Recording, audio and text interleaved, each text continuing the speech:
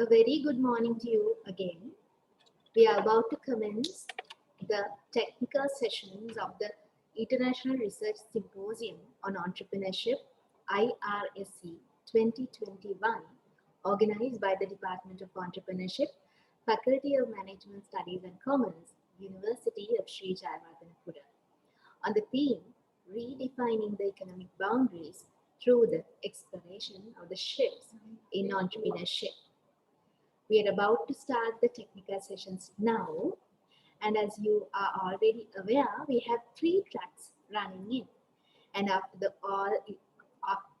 the long inauguration session we just finished a little while ago, we are about to commence this. And for the technical session 1, the track 1, we have 5 distinguished chairs today. Firstly, our keynote speaker for today, Dr. Muhammad S. Khan, Associate Professor in Strategic Innovation and Entrepreneurship, Victoria University of Wellington, and Dr. Lalit Chandraral, Senior Lecturer from Department of Marketing Management, Faculty of Management Studies and Commerce, University of Sri Jayawardhanapura, and Dr. Dushan Chaminda, again from the Department of Marketing Management, a Senior Lecturer from our university. Also, we have as our chairs Dr. Asanka Dharmavansha, a lecturer from the Department of Industrial Management, Faculty of Applied Sciences, Vayamba University of Sri Lanka, and finally, Ms. Buddhika Dharmavansha, lecturer and the head, senior lecturer and the head of the Department of Business Management from the Sabaragamu University of Sri Lanka. So, dear sirs and madam, we welcome you all for this technical session, track 1. So, before going on to the presentations, I would like to give a small announcement for the presenters. So, as you are already aware, for the presentations, you are given 10 minutes time. In your 8th minute, you will be getting a notification with a yellow color screen bulb saying that you are about to have 2 minutes more. And after that, in the 10th minute, you will be notified with a red light signaling that you are to stop immediately and you are to conclude the presentation. So I repeat, in the 8th minute, you will be notified with a yellow bulb, and in the 10th minute, you will be notified with the red bulb. So with that, with hoping to have more insightful comments from all our dear co-chairs for the presentation sessions and for the research presentations, we are to commence with the first paper. So accordingly, the first paper for today is Importance of Social Media Presence for Small Scale Delivery Only Textile Shops in Sri Lanka. The research paper will be presented here today by HMSV Alhako. Over to you.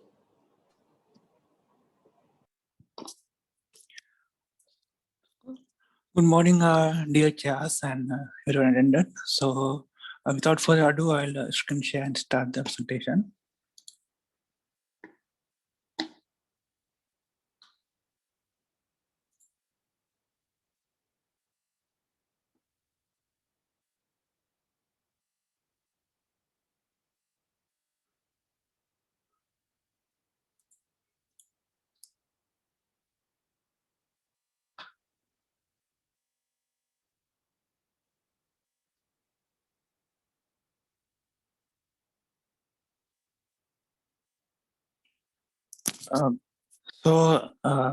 Starting on the, I hope all can see the screen. The topic was the title of the research was importance of social media presence for small scale development of textile shops in Sri Lanka. The research problem I identified here was that to what extent the social media platforms affect the performance of said small scale development textile shops in Sri Lanka. And the research question I have addressed here is that the importance of social media presence for small scale development textile shops in Sri Lanka. Also the objective is to examine the importance of social media presence. And the methodology I have here used here is the qualitative method. So these are the content of my presentation. It will be instruction, literature review, methodology, data analysis and findings, discussions, and then implication, limitations, and future research directions, and then finally the references.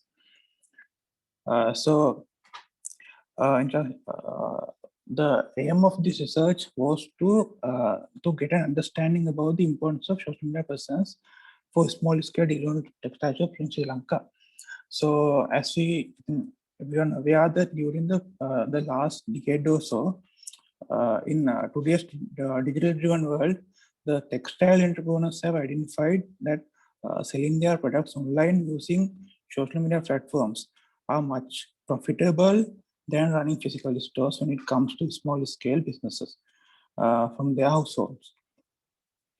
So during the past decades, these evolutions of internet has presented us new opportunities for consumers and also for business organizations to share information and in effective and efficient way. So, I mean, there are dozens of social media platforms, but out of all these, Facebook, WhatsApp, Instagram, and are the main platforms that we have identified as main platforms. Also, like other factors like cost of maintaining physical stores, rentals, maintenance, and those all things were so key areas for people using the social media for the growth of their business. So that was a brief introduction on the search.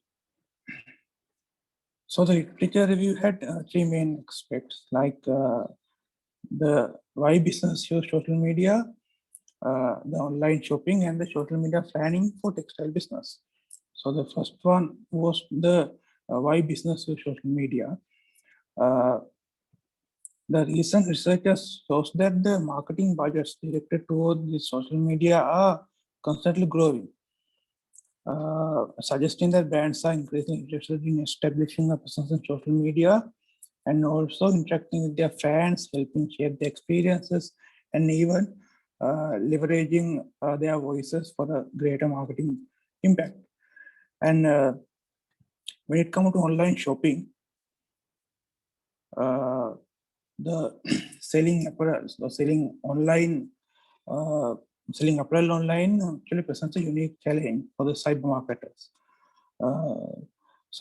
However, despite the growing body of marketing literature and social networks, the researchers have paid little attention for this interplay between the social network and the e-commerce activities.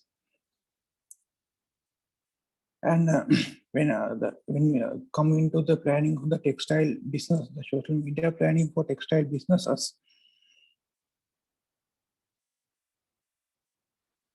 the it has helped the textile industry has helped many emerging economies to get rid of their dependence on primary goods and start of exporting items high added value. So because of that, social media planning for textile import business are of paramount importance since to cope up with today's digital driven world. So we have to have this good marketing plan.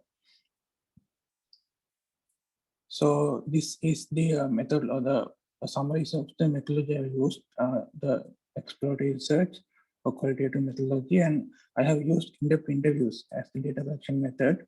So the target population was the owners of small-scale development textiles from Sri Lanka in Western, Central, Suburban, and North Central provinces. I have used the convenience sampling method here, and the 15 was the sample size, and the method of data analysis was the thematic analysis. So when it comes to the find data analysis and findings, I have identified three main themes, key themes: social media presence. So four themes: point of difference, affection of situational factors, and also the backup plan. Of those four key themes, there are multiple sub themes as well. So first one here is the Facebook versus Instagram. Actually, the respondents' opinion on which platform is more beneficial out of two leading platforms, Facebook and Instagram, I yeah, they were varied on. I mean, some were arguing that Facebook better, while others were more directed toward Instagram. And also, when it comes to paid advertising and target marketing, major aspect highlighted by the respondent was that the advertising facilities provided by social platforms for their sellers. So the one main feature of advertising of social media is actually target marketing, where we can target the exact audiences and optimize our advertising budget. And the last sub-theme under social media presence was customer interaction. And this means how customers interact with the small-scale delivery textile shops in Sri Lanka. And also there are three main ways like pre-purchase, while purchasing, and also post-purchase interaction. So moving on, the second key theme was the point of difference. Also, it has sub-themes like alignment, free cash on delivery, replacement, refund and return policies, and also the ease of access versus lack of physical store. So the first one, the island-wide free cash on delivery, found that the majority of small scale shop owners do island-wide free cash on delivery and payment. And there were exceptions where some sellers targeted a specific geographical area, and some sellers offered card payments and bank transfers apart from cash on delivery. When it comes to replacement, refund, and return policies, identified that the all respondents interviewed offered replacements if customer is not satisfied with the purchase, while only a few offered full refunds. And also when it comes to ease of access with lack of physical stores, the main advantage the online delivery shops have is that the ease of access. So the customers can access easily. However, the disadvantage was that the lack of physical stores, so they can try out their clothes before purchasing them. The next key theme is the adaptation of situational factors. Also, under that, the crisis handling and the social media packages provided by internet service providers, ISPs, were mentioned. In the crisis handling, there were two major incidents prior to this research, like Easter Sunday attacks and also the COVID-19 pandemic, which is ongoing on and started in early 2020. So these things are positively affected on majority of the delivery textile shop owners. And when it comes to the packages provided by ISPs, this was also seen as a major factor since it allows customers as well as sellers to serve through social media platforms for a minimum monthly or even a yearly fee. The last key theme identified was the backup plan, having a backup plan. Also, it had two sub-themes like policies of social media platforms. This was highlighted since a few respondents interviewed have actually lost their access to their online stores due to frequent policy changes found by Facebook and other leading platforms.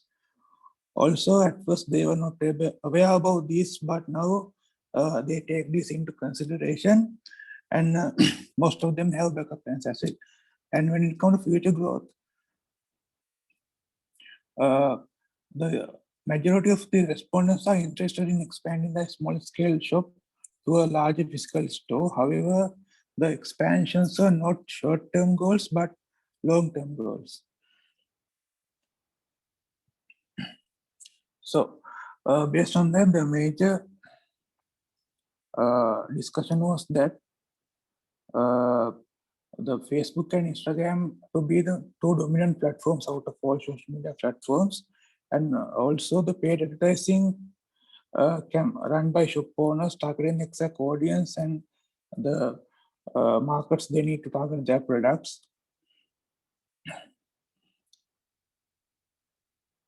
Also, I mean, based on these findings, that can conclude that the customer interaction also play a major role, especially in online small scale these textile businesses.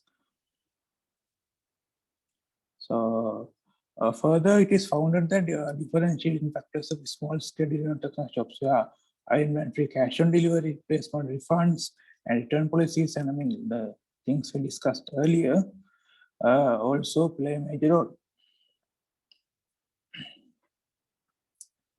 So finally, when it comes to implications, limitations, and the future research directions, found that the starting small scale delivery from the household are increasing in the textile and social media markets. So I can finally I can say that the future research can be initiated from these instead from buyer perspective, since I did this on the seller perspective. So that's about my presentation. And once again, thank you very much for giving me the opportunity.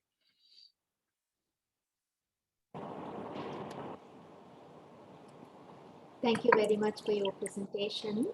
Now, I would like to open the forum for the comments, please. Dear co-chairs, over to you, dear sirs and madams.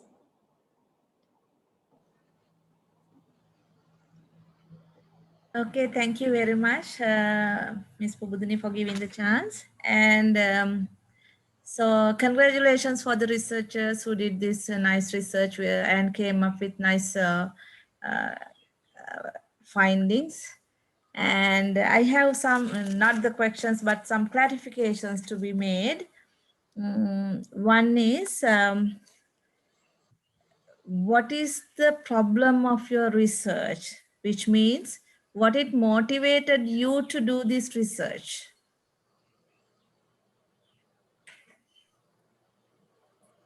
So, madam, the problem was actually to, I mean, I personally work at a social media agency, the digital agency I work currently. So to I mean, I know a lot of people, and I have engaged with people who are running those online platforms, and wanted to know that exactly how much of an effect that these the presence for a small scale shop, the social media presence have for a shop like that, especially during times where everything going digital. So needed to have a research on this problem actually to examine the importance. So that's why I have chose this research and decided to carry out the research. Otherwise, you did not find any gap in literature or back gap in the context or something? The first point, I mean, why I was interested in this area, in this research area, was that, but that was the first thing I found it. But when I'm doing, like, after identifying that what my the preferred area, and when I'm doing literature also, there were gaps for, especially for this area where for small scale delivery only textile shop. There were researchers like when researchers on digital platforms like the importance of social media. There were researchers, but when it comes to this specific topic like small scale delivery textile shops in that area, there were a gap to fill, and that was not done earlier. So you just talk about the importance from the Importance. seller's viewpoint. Yes, I have done this in seller's view, not buyer's view, but on by interviewing sellers from seller's perspective. Okay, with the time constraint, I will stop questioning from you. Thank you for your answering. But for as a suggestion, Mr. Allahakon, I will say if you could do some literature survey and identify a particular gap in literature or gap in the context or anyway, and then you will justify the problem of the research. Even I have a question from the about the methodology, but because you are you have used thematic analysis, so but because of the time constraint I will stop from this. Thank you very much. Oh, well, thank you. Thank you. So good morning to all of you. This is Dr. Lalit. Now, Mr. Alahapon, now the research is quite interesting, but I have a concern about your title. Can you hear me? Yes, sir, I can hear you. Now, it seems to me that your title is not suitable for a qualitative type research, because that is you are investigating importance. So it's a kind of, according to my understanding, it's that suit for a kind of quantitative study, where you try to conclude by interviewing 15 entrepreneurs. Can we conclude that this is important? So that's my first concern. And how did you select your respondents, Mr. Rathore? So it was based on the convenience sampling method, and also through the I work as a digital agency, so we have databases on sellers and people who are engaged in those activities. So I also use that as the method to choose those sellers across a few districts in Sri Lanka. So that's the thing now. Basically, your titles seems to be a kind of what we call this functionalist approach, that you believe that this is important for these small scale entrepreneurs. So that is accepted. Then you try to support your conclusion. So that's a kind of functionalist approach. And so then whether qualitative investigation is good for that sort of investigation is questionable. And Okay. second one is when we go for that sort of research now to conclude that that is important, right? Yeah. Now, you could have used a kind of purposive sampling. The companies who effectively use social media and they have been successful, so then they can share the experiences with others. But selecting 15 entrepreneurs using convenience sampling, I don't think that that would give much insights for the other business people. So these things, I think you could have, the improved. Maybe you can do in the next future research. Yes, so these are my two major concerns. If you have any clarifications. So thank you for the input, sir. So I'll make them showing few researchers that I will address those areas as well, especially the sampling. Okay. And Right. Okay, thank you. I'm Dushan speaking here. Thank you, Alahakun, for your presentation. I think it brought in some interesting insights. While I agree with Lalit and the first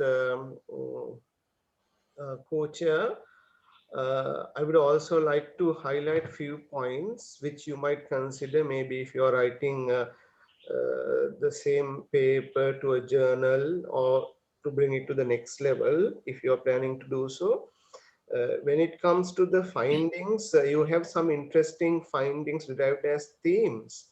But I yes, sir. think what is really necessary is theorizing your findings in relation to the context, because the importance of use of online media, online platforms, I think from the business point of view, the seller point of view, have been studied maybe in Sri Lanka, if not in Sri Lanka, at least in other countries.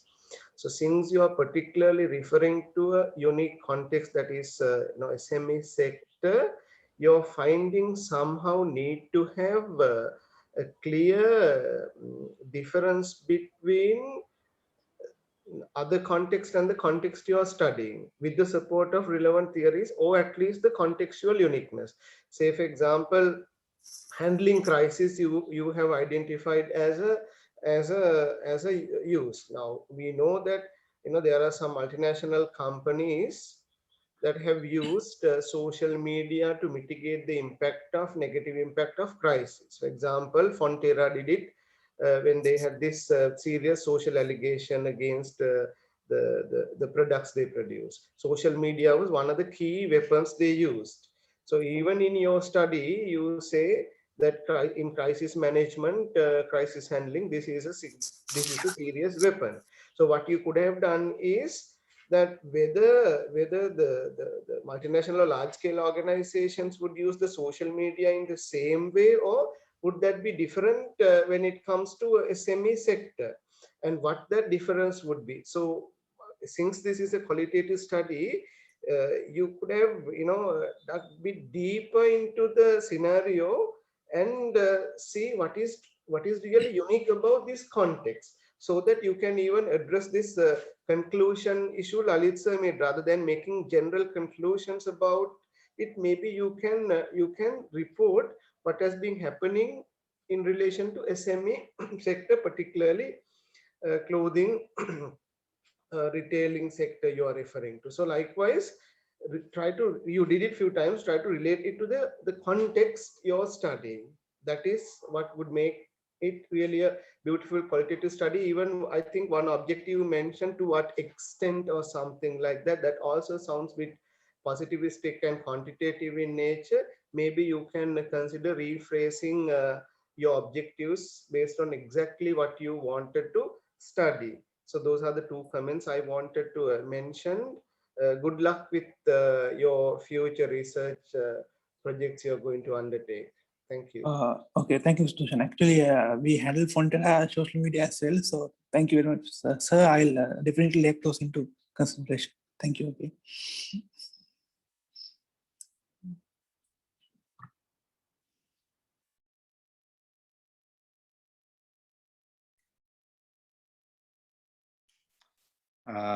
Hi, this is Dr. Saud Khan. I think thanks for a very nice presentation. The three chairs who just commented on a couple of aspects, I think they are very relevant. Most of the things that I had noted down were already covered by my colleagues over there. So one more suggestion that I had was that you could, one way to, solve this problem of context is that you could think of what would happen in a large scale delivery only textile shop and what is happening in a small scale delivery only textile shop. So sometimes if it is becoming a little bit, ambiguous to understand the context, it is always good to flip it around to the other end of the story, the opposite end of the story. So if you try to think or, gather information around what would happen in a large scale context and what is different in the large scale and small scale context vis-a-vis social media usage and its importance, then you will be able to figure out a couple of points which will help you to, those specific points that will come out then will make your research very unique. That, these are the aspects that are different in the social media small scale usage in the textile context. And so your context is very specific, it's small scale delivery only textile shops in Sri Lanka. And I'm not sure if you're looking at a particular region within Sri Lanka or you're looking at, across, you took interviews from across the country. So that might add another variable, in terms of moving parts. So this is just a suggestion that you can think about.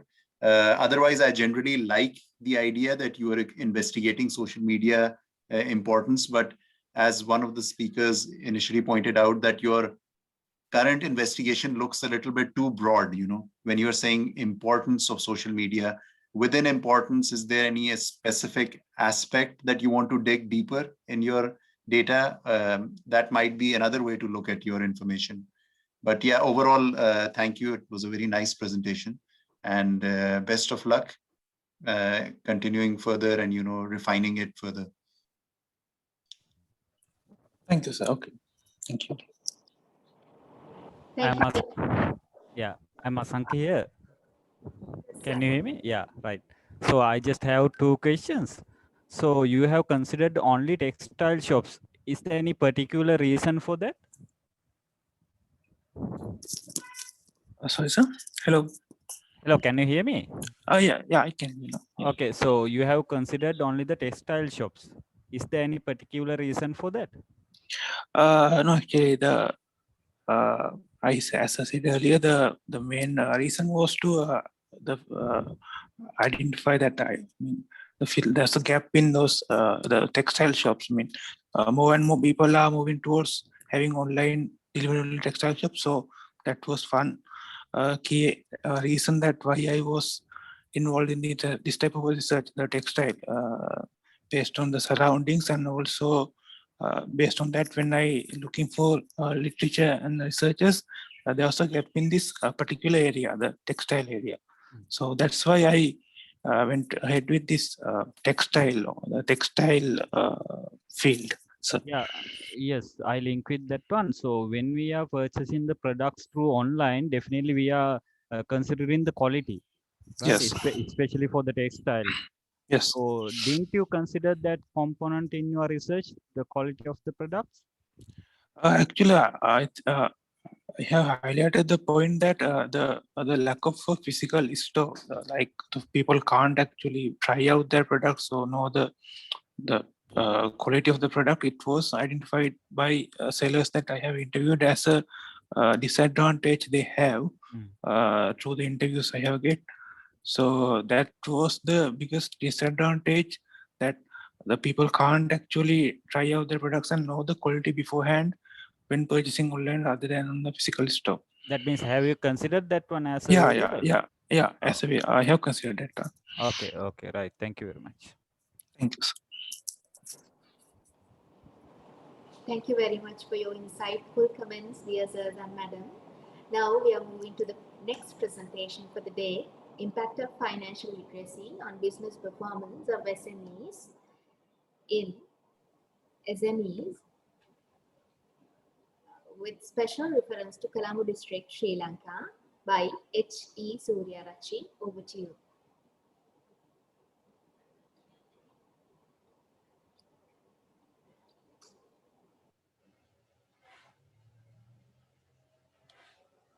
Thank you, Miss.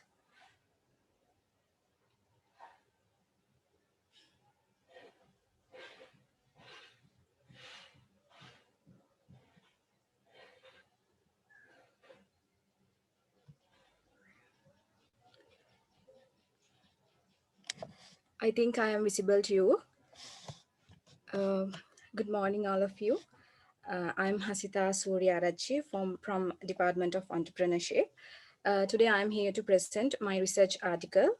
It is about impact of financial literacy on business performance of SMEs, with a special reference to Colombo District, Sri Lanka. And my research supervisor was Miss D.C.H. De Silva, who was the lecturer in Department of Entrepreneurship. This is the content of my today's presentation. It is better to have an idea about the research background. When it comes to the Sri Lankan context, in some literature says more than 52% of gross domestic product is contributed by the SMEs. But SME failure rate in Sri Lanka is nearly 45%.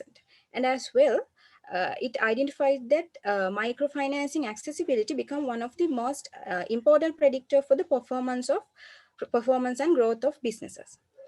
When it comes to the literature in Sri Lankan context, there is a very low literatures from the field of financial literacy, and it is impact to SMEs, especially due to the lack of researchers as well as the scholars in this field.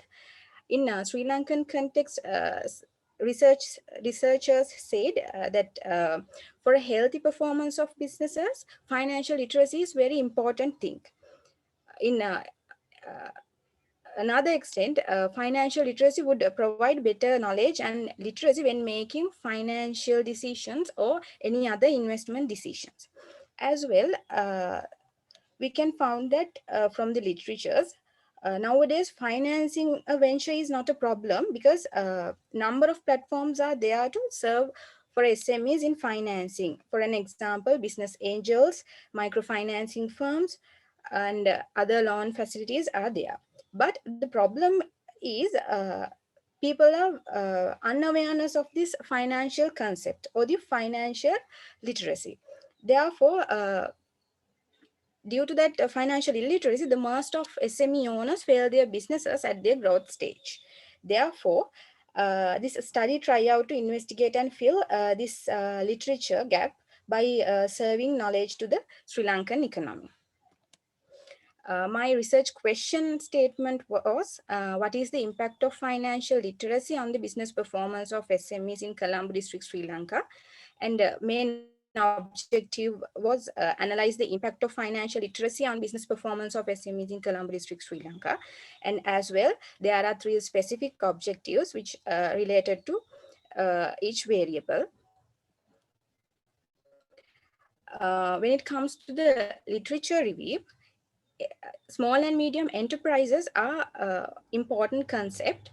Here I put the definition according to the National Policy Framework.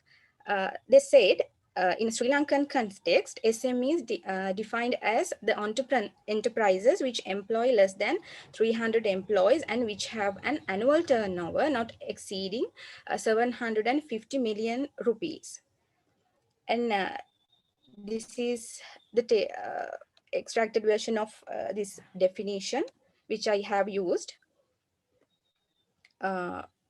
Financial literacy.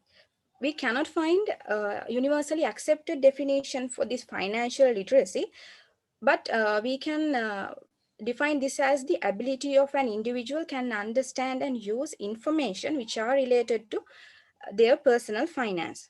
As well, some scholars stated that financial literacy can be measured through the level of financial knowledge, financial attitude, and financial behavior of each individual.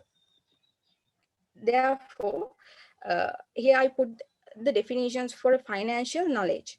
It is about the understanding of key financial terms and concepts which needed to daily functions. As well, some scholars outline that financially literate people are more straight toward to participate in financial market and due to their knowledge on financial matters and financial decision making. When it comes to the financial attitude, it is about state of mind, opinion, and judgment about finance or towards finance.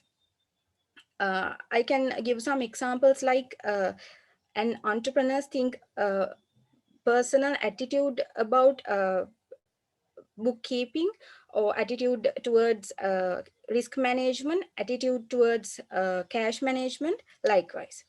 Financial behavior is about the practicing of financial attitude and financial knowledge in practice. As well, here the business performance, the research in this present study, I used both financial and non-financial measurements to measure the performance of business performance. When it comes to the research methodology, theoretical population is 19,312 SMEs. Study population was 2,040 SMEs. Sample size was 323. Convenience sampling method used as the sampling framework, and response rate were less because due to the prevailing situation of the country, and structured questionnaires were used to collect the data. And this is the conceptual framework which I use as the base for my study. There are 3 independent variables: financial knowledge, financial attitude, and financial behavior, and business performance become the dependent variable. And this is the pre-tested one. And these are the hypotheses for the study, and design directional form, as well as I able to is based on previous literatures. Data analysis in here, and I tested validity of the my study, and all KMO values and as well as the chi-square values satisfy the required level. Therefore, I concluded that the data set is valid. And reliability test done by using Converge alpha value, the rule of thumb 0.7 exceed by this all four variables. Therefore, it is support to go ahead with this research. And correlation analysis, here you can see I create three relationships, and all three relationships are significant at 5% level of significant, and as well they have a positive relationship with dependent variable.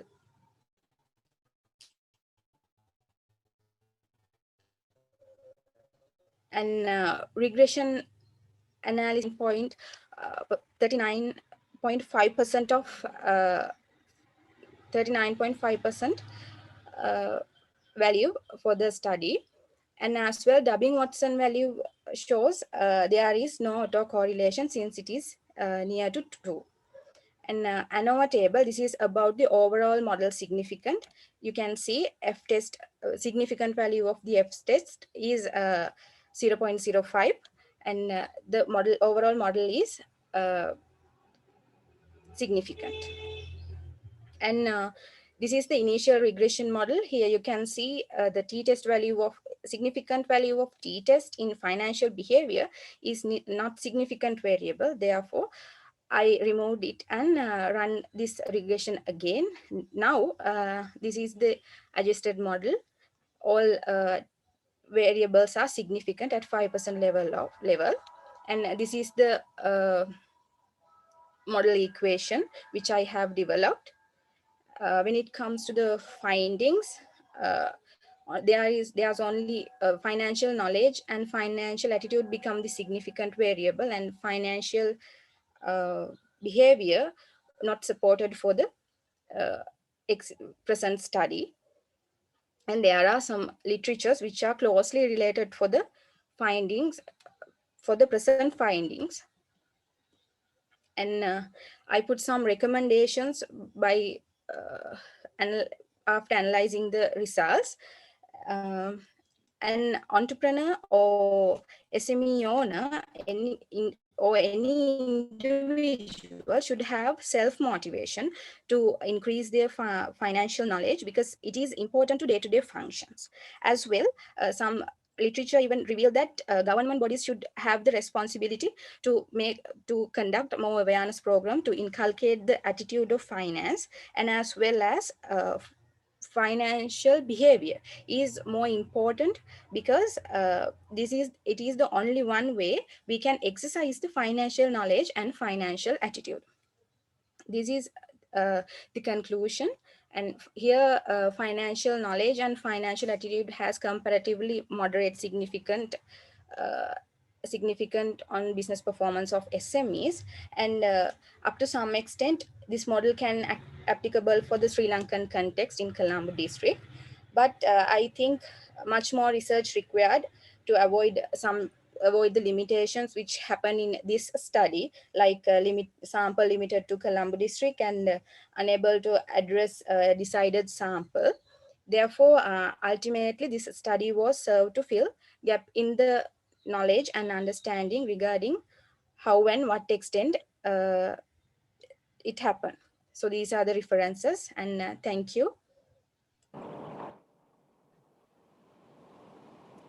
Thank you for your presentation, and we congratulate you, dear co-chairs. Now the forum is open for you for the comment session of 5 minutes.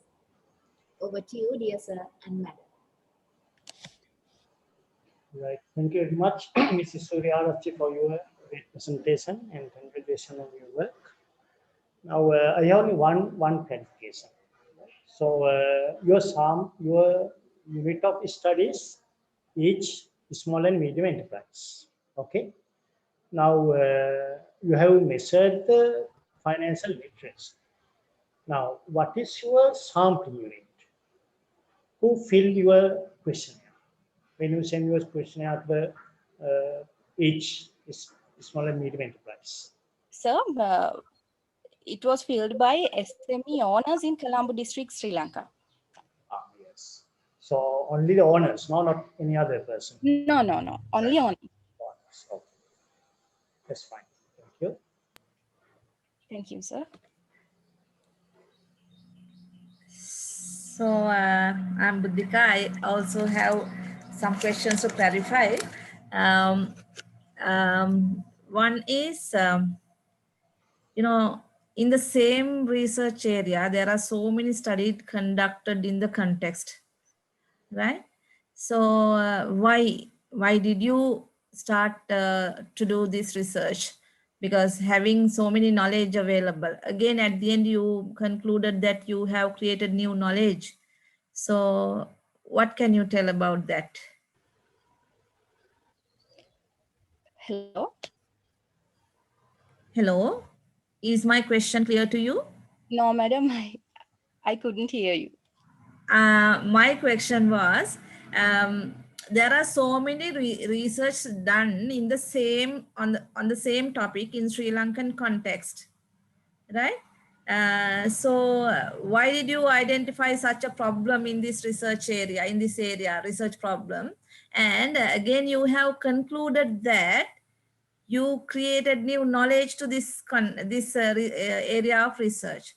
So what is the new knowledge you created? Ma'am, here we know most of entrepreneurs no need money for at the initial stage of their business, because there are a number of ways to fulfill their need, but most of entrepreneur, any other individual person have not aware about those things. Uh, all I think this financial uh, requirements are very challenging one. Therefore, I thought it is I need to avoid this opinion from the context and go ahead with this literacy concept. Yeah, so I'm asking, while there are so many knowledge available based on so many research in the same area, what new you have added? That's why I'm asking. This is about this Colombo district, and I think I couldn't found there are some literatures available in Sri Lankan context even, but for the specifically for the Colombo district in this stream I couldn't found. So I think there is an new thing to the context. But you have tested the previous model, no? It's That one is pre-tested one, yeah, but not in Sri Lankan context. yeah. But okay, thank you very much. Accept. Thank you, madam. Hello. Hello. Okay. Hi. This is Dr. South. Thank you for your presentation. Just two comments. One is regarding what my colleague was just sharing with you regarding the context. Why do you expect a different result in this model in a Sri Lankan context? Because if it is tested in another context, it is, I understand that, you know, when we are writing the research gap and the problems for research, we say that it is important to test it in different countries, but you should also have another argument that why do you expect the findings to be different in that country? So this is just something that you can think about more, that, you know, what are the reasons, why do you expect that there should be a different result on this model when you test it in Sri Lanka or in some other country? Is there any cultural factors that will impact the financial understanding of people, or is there any other thing that you need support from literature that you can use to justify that why it is done? So you could think about, you know, making your case a bit stronger on the context. The second point I wanted to share with you was that regarding looking at your results, that you had, you know, two moderately significant and one not supported finding, your model right now is a good starting point, but you could perhaps think that why those relationships are not as strong. What sort of mechanism is there, a mediating variable that you could explore in the future, in the research? Because right now you are just exploring direct relationships. Maybe these relationships are defined through certain variables within the literature that you can first read and find out, and then sort of test them in further research. So these are two ways in which you can make your case a little bit more stronger to proceed further, if you want to publish this research in some good journal or something like that. Thank you. Thank you, sir.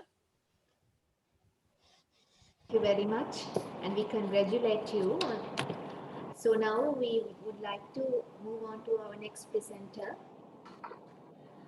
The paper, Impact of Perceived Justice in Service Recovery on Customer Satisfaction, special reference to motor vehicle insurance sector in Sri Lanka, presented by Yasaratna KG.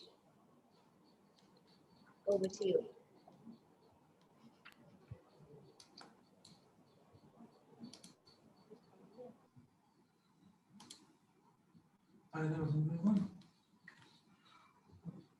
Good morning, Chas. First of all, thank you for the giving opportunity to present my research to all of you. My research topic is impact of pursued justice in service recovery on customer satisfaction, special reference to the motor vehicle insurance sector in Sri Lanka.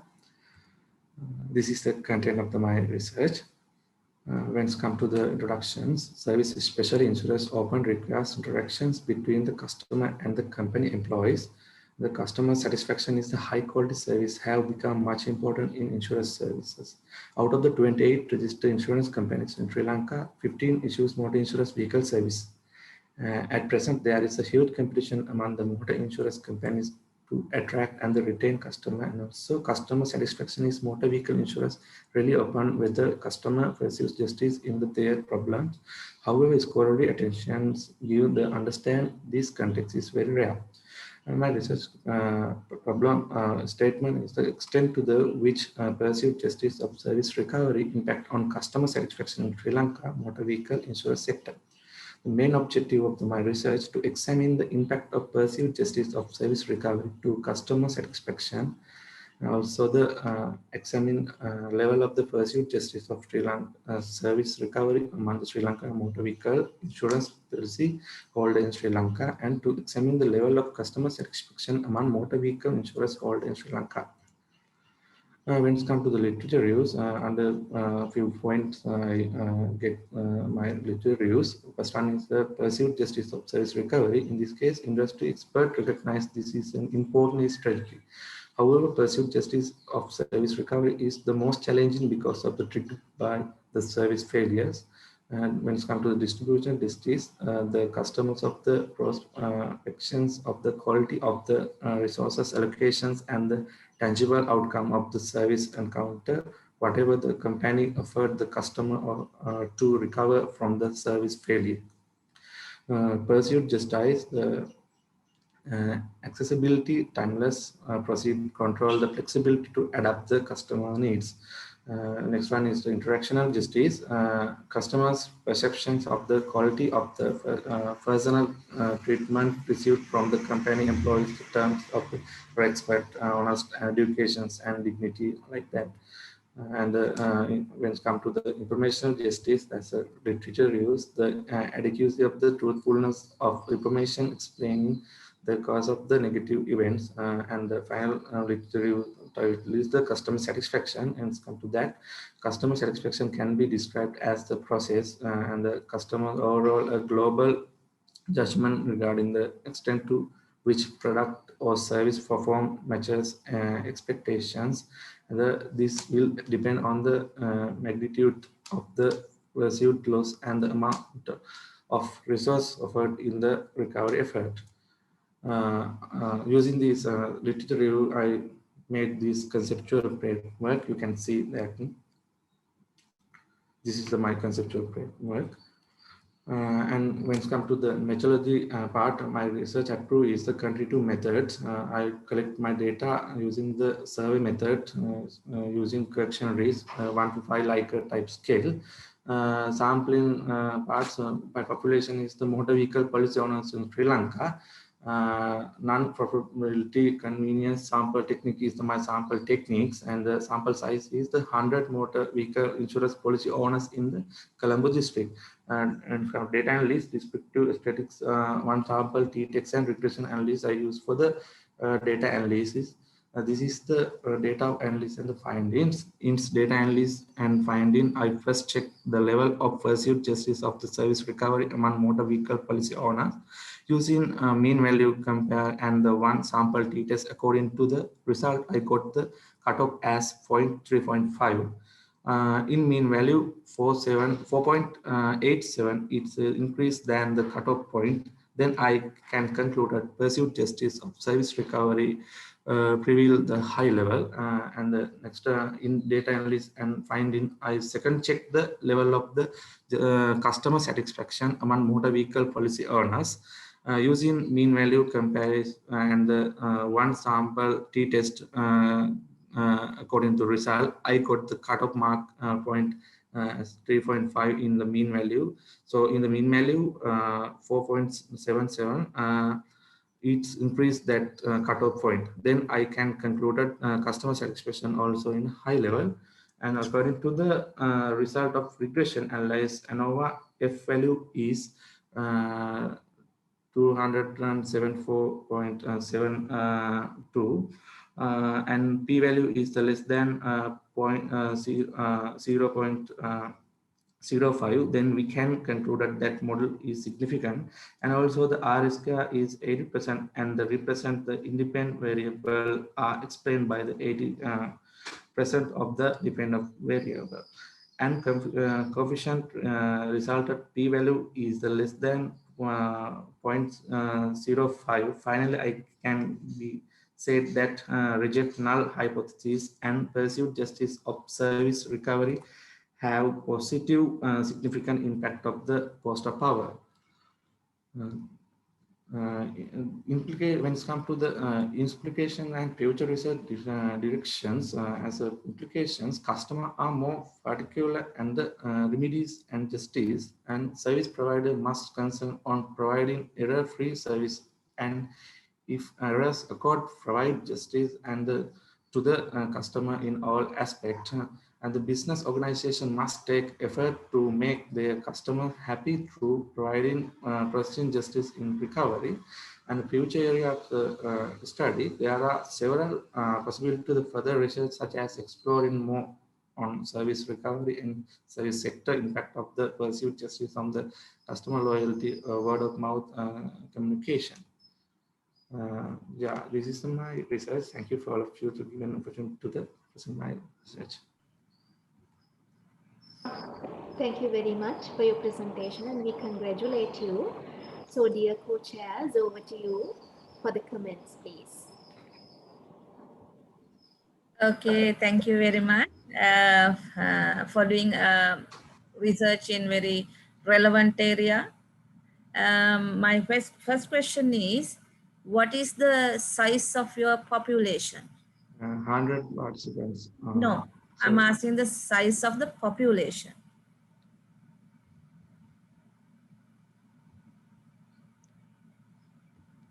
Not the sample size.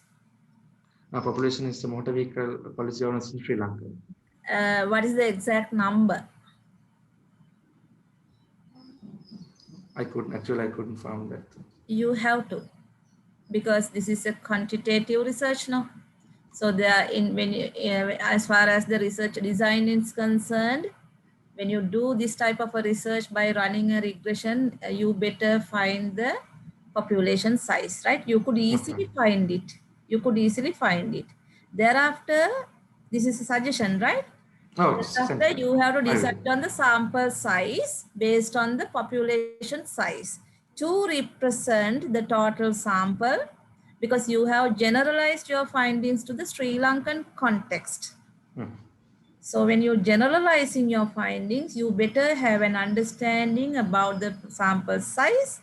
Thereafter, you have to have a systematic approach of deciding on the sample size as well, right? Sure. I will not ask about the sampling method because of the pandemic situation. You have gone for Google. non-probability sampling. Yeah. But the size is really important, especially when you generalize your finding to the whole Sri Lankan context, right? And I will again recommend you to follow a systematic method of deciding on the sample size. Maybe the Morgan table or the formula, any one of these you could follow, right? And Sure. you immediately you have to find the population size. Thank you. Thank you, madam. I also agree with Mrs. Bhupika's comments. And now, this, if you look at the title, so this is well researched, and the link between this justice and the customer satisfaction is well acknowledged.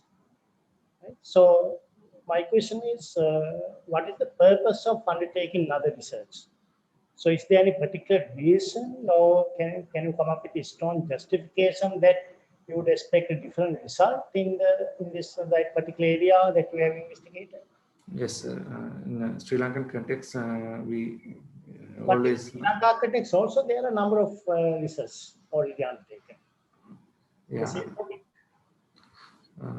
In the purpose of the select this research, there are a lot of accidents and other things we always hear in Sri Lanka, and the insurance also is the most recent topic in the Sri Lankan context. So, and also and service field also is insurance is the one of the high interactional side with the employee and the customer. So that's the reason for I follow this side to doing my research. Yes, fine. Now you need to strongly justify, right? Otherwise, so we right and feel let's get little type of history. That's the reason. And my second concern is right. What is your dependent variable? Did you measure the satisfaction regarding the company or satisfaction towards service recovery? What did you measure actually? Sorry, sir. So did you measure the satisfaction about service recovery or satisfaction about the company? Overall satisfaction about the company or satisfaction about service recovery process? Service recovery actually. And you need to replace the title. That's why, because the title suggests that we have measured the satisfaction about the company, or the product. So did you get my point? Sorry, sir, can you repeat it? No, I mean that now the satisfaction could be like measuring satisfaction of service recovery itself, whether customers are satisfied about the service recovery, or whether customers are satisfied about the company product. The customer satisfied about the company actually. Okay, right. Yeah. Okay, that's all. Okay, thank you, and I think you can further improve your research in the future. Thank you very much, sir. Thank you.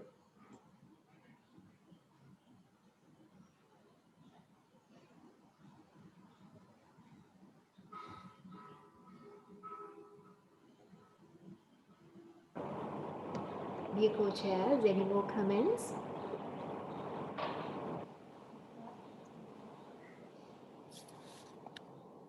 If not,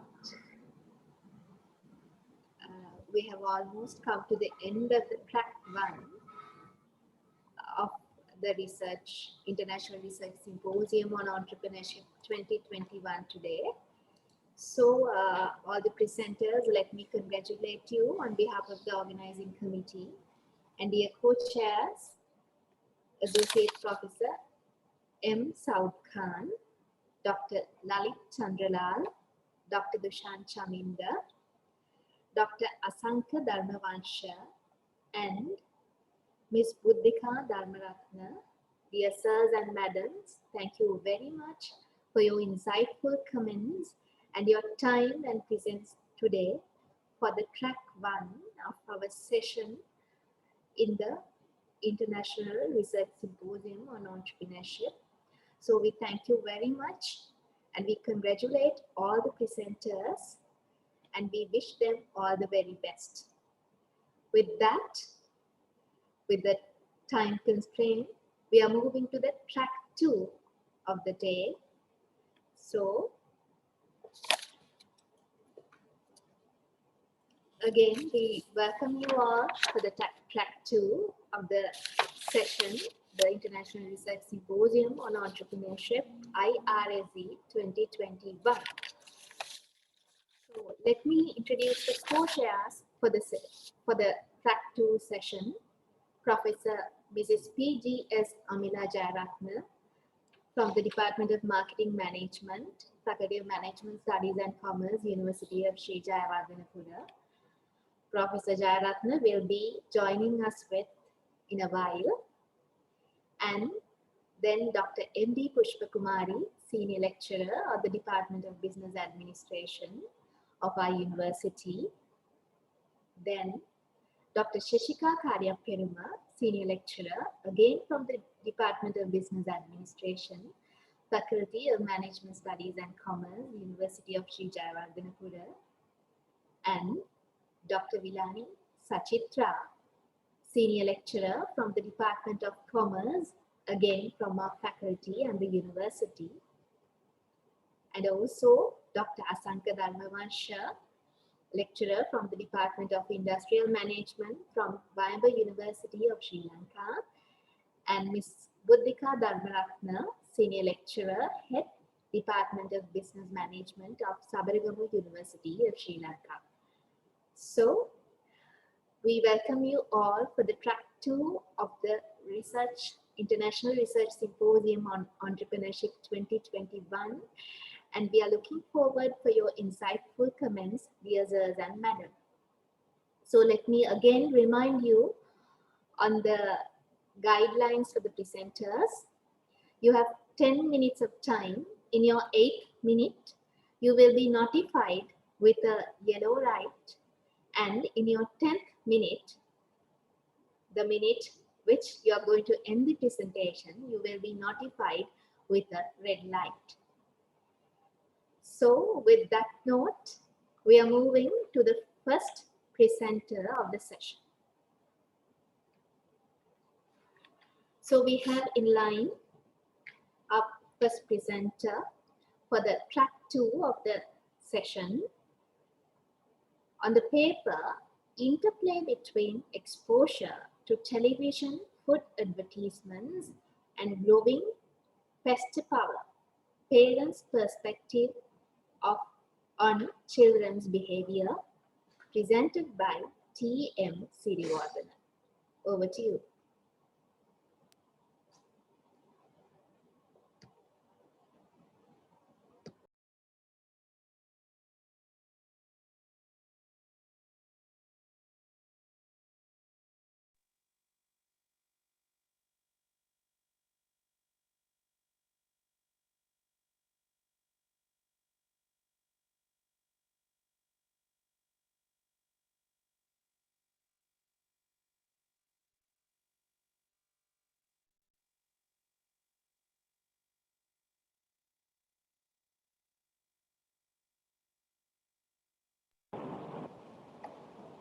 Ms. Sirivardhana, you're not audible yet.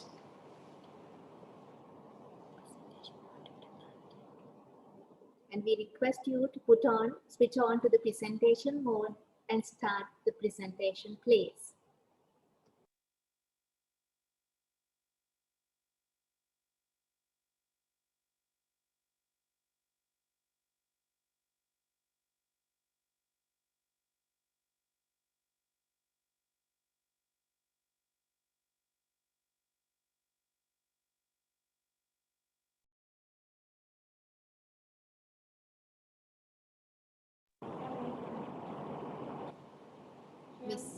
Ms. Sirivardhana, over to you.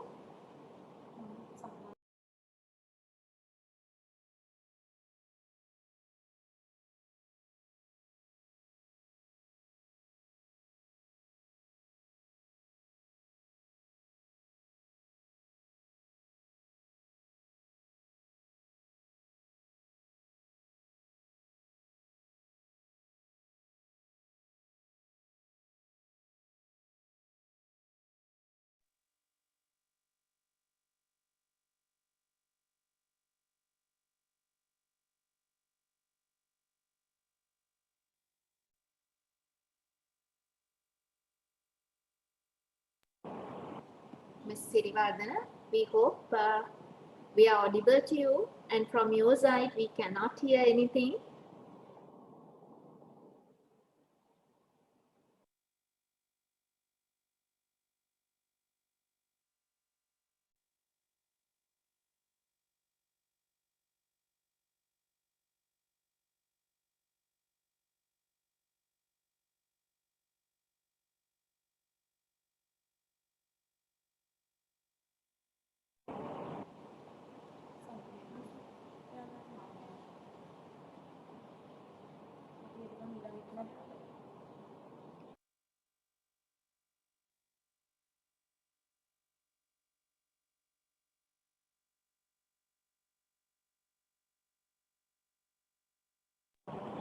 Dear Miss Telini Madhushani Sirivardhana, you're not audible to us. If you could hear us, please.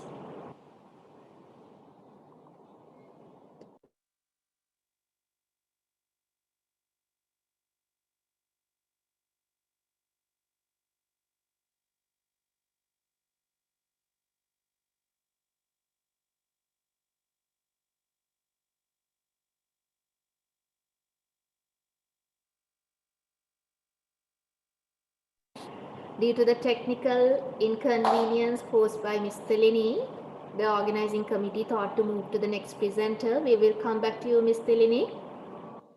Yes, our next presenter for today will be on the paper Impact of Customer Engagement on Customer Loyalty, special reference to private sector healthcare in Colombo district, Sri Lanka, presented by Mr. T. Jayala.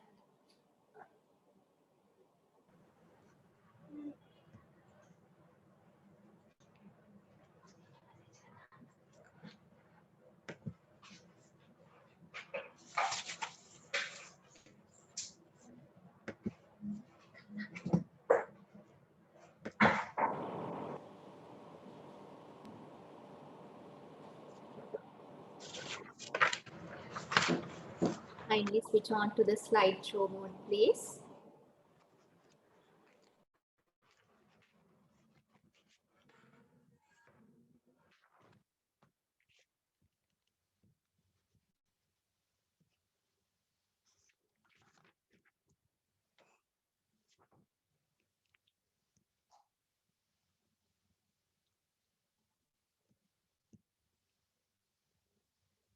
Then we have start.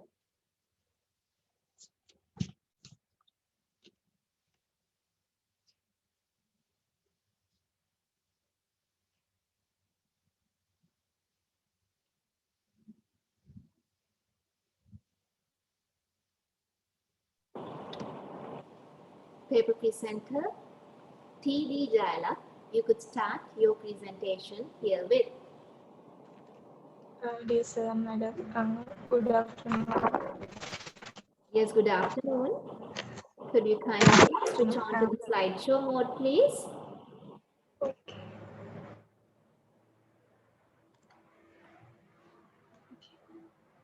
Is it okay? Right, over to you. I'm Karusha Jalat and my research supervisor is Mrs. Galgalake. This topic is impact of customer engagement on customer loyalty, special reference to private sector healthcare in Colombo district, Sri Lanka. This is my content, introductions and literature review, methodology, data analysis and finding, conclusions, implications and future directions and references. Um, when it comes to the introductions, actually, day by day, the service sector growing rapidly and gives a major contributions to the world economy. In Sri Lanka too, service sector contributes more than 60% to the GDP, and the service sector consists so many services such as cleaning and maintenance services, constructions, death care, educations, entertainment, healthcare, financial services, like that. Uh, Among those services, healthcare is a pioneer and includes many business and wide varieties of organizations. When we come to the healthcare sector, it divided into the two parts: public sector healthcare and the private sector healthcare. So, when you go for public sector healthcare, you may have to stay with the queue. And when you go for the public sector, private sector healthcare, you can make an appointment and you can go with your own time. There is no any delay. In here, the customer engagement into service sector, when comparing the service sector and healthcare sector, the customer engagement is high more than the service sector.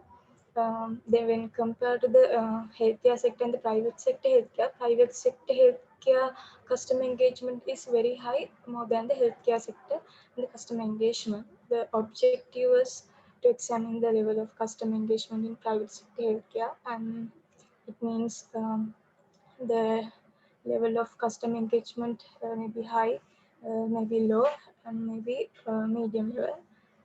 Then the second objective is to examine the impact of customer engagement on customer loyalty in private sector healthcare. The impact is maybe negative or positive. Then the literature review, the private sector healthcare. Mrs. Garvey said that customer in the health lack in the technical expertise to judge the technical quality, and therefore they evaluate the service using some other dimensions which reflect that the personal values and trust and empathy. Um, Customer engagement is the independent variable, and those are the five dimensions. So the customer engagement is a state of mind, what we are thinking. The first dimension is identifications and implies the degree to which customer relate himself as a part of a business organizations. It's told at the Esther and on the then the enthusiasm related to extent to which customer are enthusiastic about the engagement with the service provider. When it comes to tensions, understand the customer level of concentrations. The absorption is recognized as a more radical state of attentions, and then the interactions determines the extent to which customers participate with the organization activities in online or offline platforms. And then the customer loyalty, it's two parts also, attitude loyalty and behavioral loyalty. This is the conceptual framework. Independent variables, customer engagement, and the dependent variables, loyalty. There is a five dimensions in customer engagement: interaction, attention, absorption, identification, enthusiasm, like that. I told in the literature review. And the dependent variable, this is the two part: attitude loyalty and behavioral loyalty. The methodology, I approached the quantitative research approach, and data collection method was the online survey method with the Google questionnaire. The sample method was a convenience sampling method. The population was the people who are visited private sector hospital in the Colombo district. The sample size was 200 uh, visitors, and the data analysis method is one sample test. Uh, and the regressions analysis.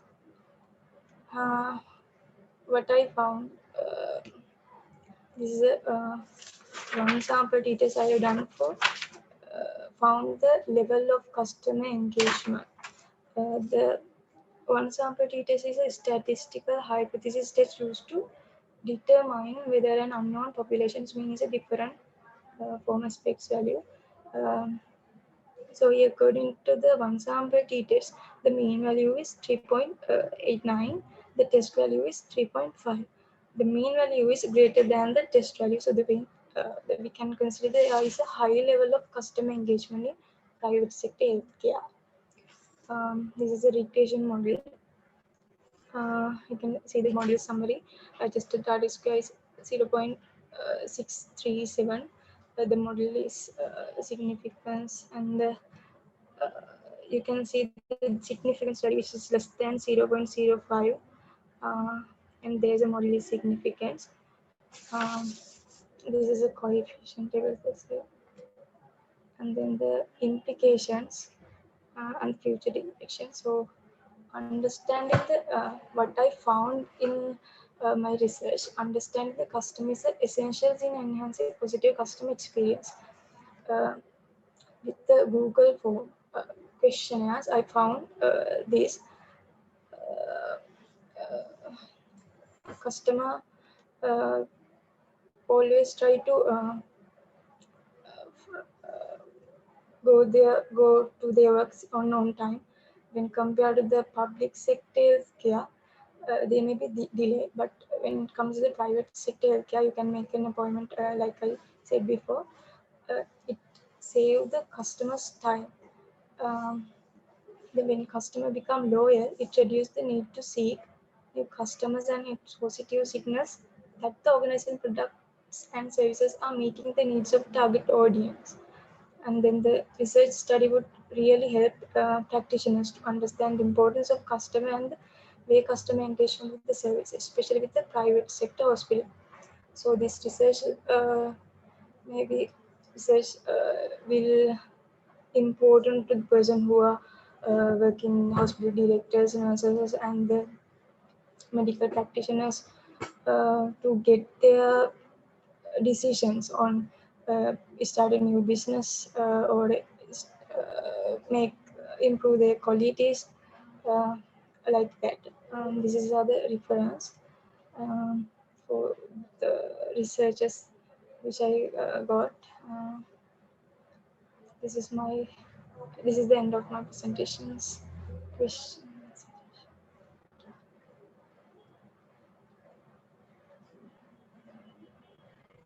Thank you very much for your presentation.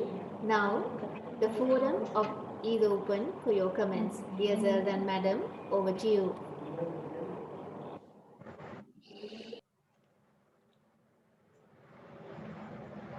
Okay, presenter. Congratulations. Actually, I highly appreciate your research work because it is very interesting and contemporary important in Sri Lankan context, this kind of a research and also the findings. Actually, then I'm giving comments only because of the time factor. Then you focused on quantitative approach.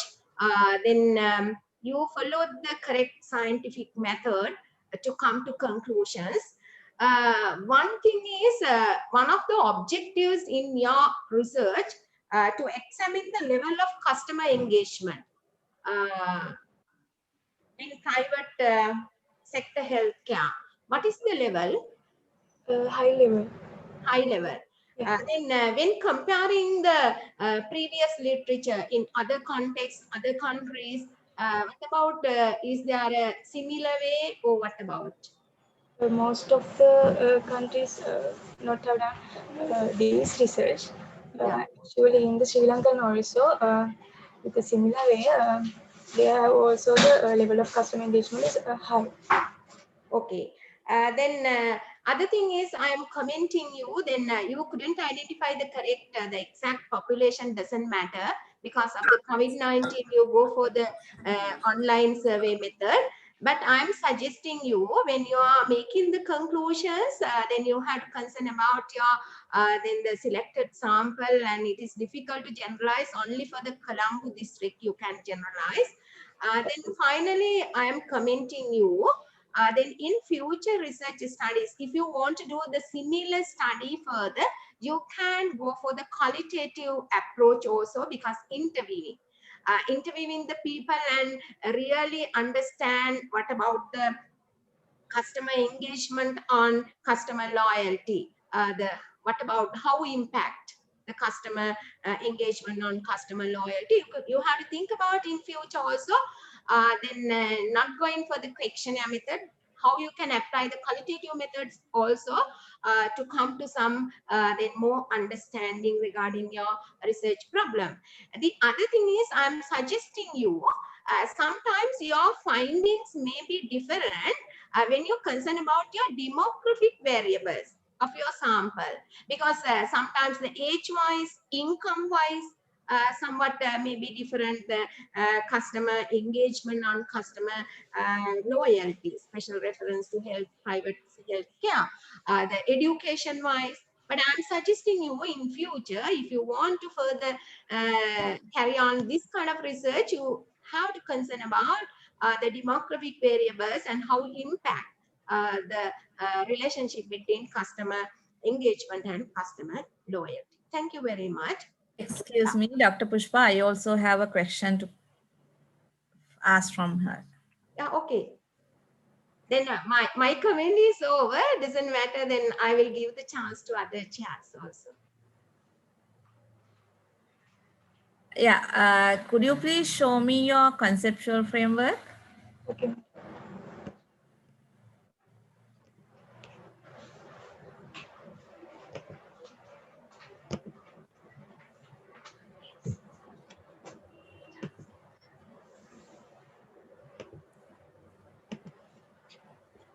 Yeah, I have a clarification. Actually, it's not a question. What lead to what? Right? So your arrows in this conceptual framework shows customer engagement leads to interaction, like. So the way you have put your arrow, so the heads of the arrow should be to the other side, I believe. Is it? The dimensions arrow should be Dimensions. uh, Based on these dimensions, the variable is constructed, is it? So the arrows, I think you say that customer engagement leads to the other elements, like, or dimensions. customer I think the engagement. arrow should be to the other side, no? I mean that customer engage improves the improve the customer engagement through the dimension, the interactions, attentions. Those are the dimensions, no? So the So, dimensions altogether construct this variable, is it? So the arrows, I believe it should be to the other side. okay. Again, the last one, if you could put these two things, attitude loyalty, behavioral loyalty, inside that circle, it will clarify what it actually says. So putting outside and putting some arrows there, I think will not give the real picture of the conceptual framework, according to my view. You better ask from some other to the other co-chairs as well. Ms. That's my Putika, view. Ms. Putika, I Yeah. think your comment is correct because dimension she need to have mentioned in other way around. Otherwise, it getting confused for the reader. Confused to the reader. Yes, Yeah. and present I have one clarification. When you are selecting your sample, do you consider about number of visit they go for a private healthcare sector? Because you are checking the loyalty. Yeah, the Colombo district population is 2.30 No, million. no. I'm asking your sample. Did you check how many times they are visiting for a private sector healthcare services? Yeah, madam. Yes, it is better to provide the sample profile in your presentation. Otherwise, we cannot get a clear picture about who are your sample. Okay, thank you. Jessica speaking here. Thank you for your presentation, and I have few comments in relation to your presentation as well as to your research paper. To add to something to this conceptual framework, actually I checked this conceptual framework with the SAGE article. According to them, this is all right. You can draw, when you show the dimensions, you can draw it like that, right? And I have a few more comments. The main comments relate to the literature review. Actually, in the healthcare sector, customers are the patients. You have discussed customer engagement generally under the literature review. You haven't addressed the healthcare consumer engagement or the patient engagement. So it would be better if you could find articles in relation to healthcare consumer engagement. And one minor comment, at the beginning you have mentioned that the contribution of the service sector to the GDP, it is more than 60%.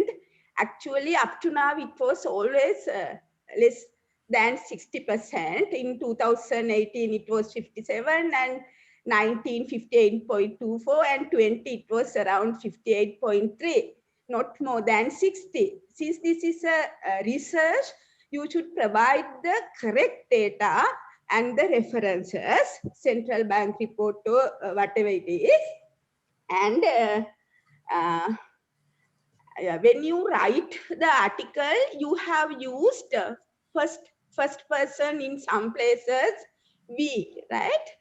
It is allowed when you carry out qualitative research, but in relation to the quantitative research, it is against the fundamental concept of objectivity. So don't use it when you write this quantitative research article. And the last comment relates to your research paper. Your within the parentheses referencing style is wrong. So when you develop this research paper to send it to journal, correct all of those mistakes. Thank you very much, and all the best. Thank you very much, Dr. Sachika, for your clarification related to my question. Right. You are Okay, welcome. Buddhika, Miss, actually these kind of conceptual models are, they are developed like that way. I notice in Okay, thank you very much. Okay, yeah, yeah.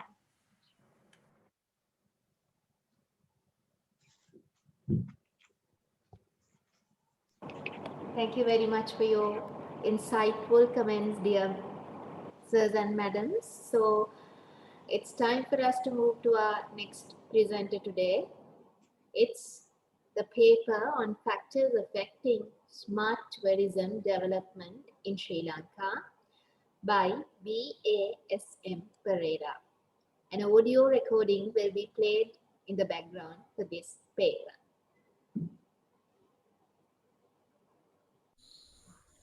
Good morning. Good morning all. I am Sasini Pereira, undergraduate of Department of Entrepreneurship, Faculty of Management Studies and Commerce, University of Sri Jayawardhanapura. As a partial requirement of degree program, the research study on factors affecting smart tourism development in Sri Lanka was done under guidance of Ms. Naduni Gunawardena, Assistant Lecturer, Department of Entrepreneurship, Faculty of Management Studies and Commerce, University of Sri Jayawardhanapura. This is the content what I am going to review on today. Introduction to the research, literature review, methodology, data analysis and discussion, findings, conclusion of the study and references what I used to prepare this presentation. Tourism is an important component of economic growth for communities worldwide. It is a concept of traveling and staying outside from the own place for spending leisure times or to get a break for the busy lifestyles. In Sri Lankan context, there is a 4.3% of contribution to the economy. Therefore, this industry can be identified as prominent industry in the Sri Lankan economy. There are several researches have been conducted on identifying relationship between factors such as technology, innovation, human capital and smart tourism development worldwide, but only a limited number of researches are done in the Sri Lankan context. Therefore, the researcher attempts to address the identified gap expecting to beneficial for parties interested in tourism industry, and this will further be useful to transform the current traditional tourism mechanism towards a smart tourism development approach. The research section is what is the effect of factors on the development of smart tourism in Sri Lanka. Main objective is to analyze the effect of factors on smart tourism development in Sri Lanka and to identify the effect of technology, effect of innovation, effect of human capital on smart tourism development in Sri Lanka can be identified as other objectives. Here I have mentioned some literatures done by previous scholars. In addition to these, the researcher referred more scholars' articles. In the research methodology, registered tourist agencies in Sri Lanka Tourism Development Authority were considered as population, and from that 224 registered tourist agencies were considered as sample. 240 questionnaires were distributed to collect data, but 86 responses only could be collected since the pandemic situation, because interviews were limited to phone calls and Google Forms. Conceptual framework was extracted from a previous article. Technology, innovation and human capital were identified as independent variable, and the smart tourism development was dependent variable. Hypotheses. H1, there is an effect of technology on smart tourism development in Sri Lanka. H2, there is an effect of innovation on smart tourism development in Sri Lanka. H3, there is an effect of human capital on smart tourism development in Sri Lanka. When it comes to data analysis, the validity test was done for measuring sample adequacy, and the result was value of 0.678. Reliability test shows that there is a reliability between technology and smart tourism development, innovation and smart tourism development, and human capital and smart tourism development with the general rule of 0.7. Correlation analysis says that there is a weak positive relationship between technology and smart tourism development and innovation and smart tourism development, while there is a moderate positive relationship between human capital and smart tourism development. This study examined the effect of the technology, innovation and human capital on smart tourism development in Sri Lanka. These three factors are positively effect of the smart tourism development, and they are more important to the smart tourism development in Sri Lanka. With the data analysis, all three hypotheses were accepted according to the results. With the findings of data analysis, below suggestions can be recommended. Tourist agencies should enhance improvement in technology, reservations for innovations, improve skills of employees. Then government focus should be improved on smart tourism development, and tourism agencies should know the way of acquiring potential smartly.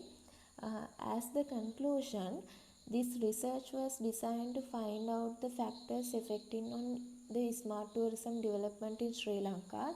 This study discussed the independent factors as technology, innovation and human capital, and how these factors affect smart tourism development in Sri Lanka. Data was gathered, distributed by structured questionnaire among tourist agencies in Western, Northwestern, Central, Southern, Eastern and Sabaragamu province. All data analyzed by using SPSS. The factors technology, innovation, human capital has a significant effect on smart tourism development in Sri Lanka. Further recommendations and implications of this study have been provided by the previous slides.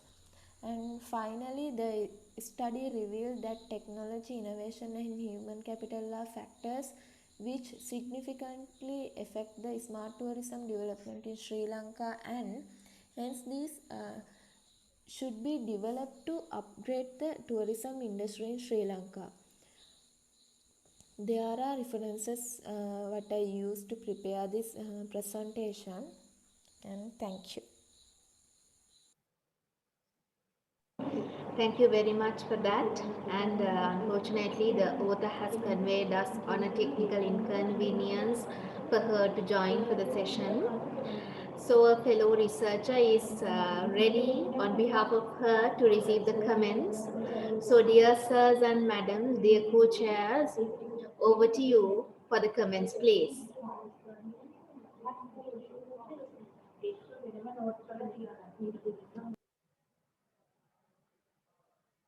Okay, presenter. Buddhika, you want to comment? Buddhika? No, no, it's okay. You carry on. Okay. Dear presenter, highly appreciate as an undergraduate, you engage this kind of contemporary important research area, factors affecting smart tourism development in Sri Lanka. First, I just want a clarification. What about the smart tourism? What does it mean, smart tourism?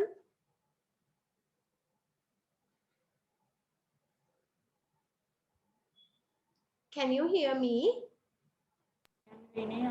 Madam, as I noted you, Okay. presenter has conveyed us a message Okay. on her technical inconvenience, but Yeah, still okay. another Right. fellow researcher is here for taking down the notes, madam.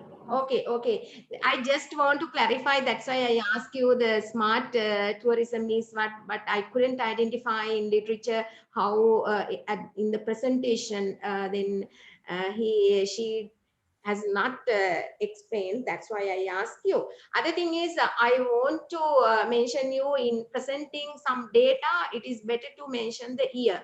Then in your presentation, in introduction, you mentioned that 4.3. Contribution to GDP, but not mention the year. So it is better to, when you provide some data information, the year mention is very important to clearly understand by others. Then other important thing is, I want to clarify with she distributed the sample tourist agencies. Then what about the tourist agencies to whom you gave the questionnaires? But I couldn't identify. That's why I want to clarify it.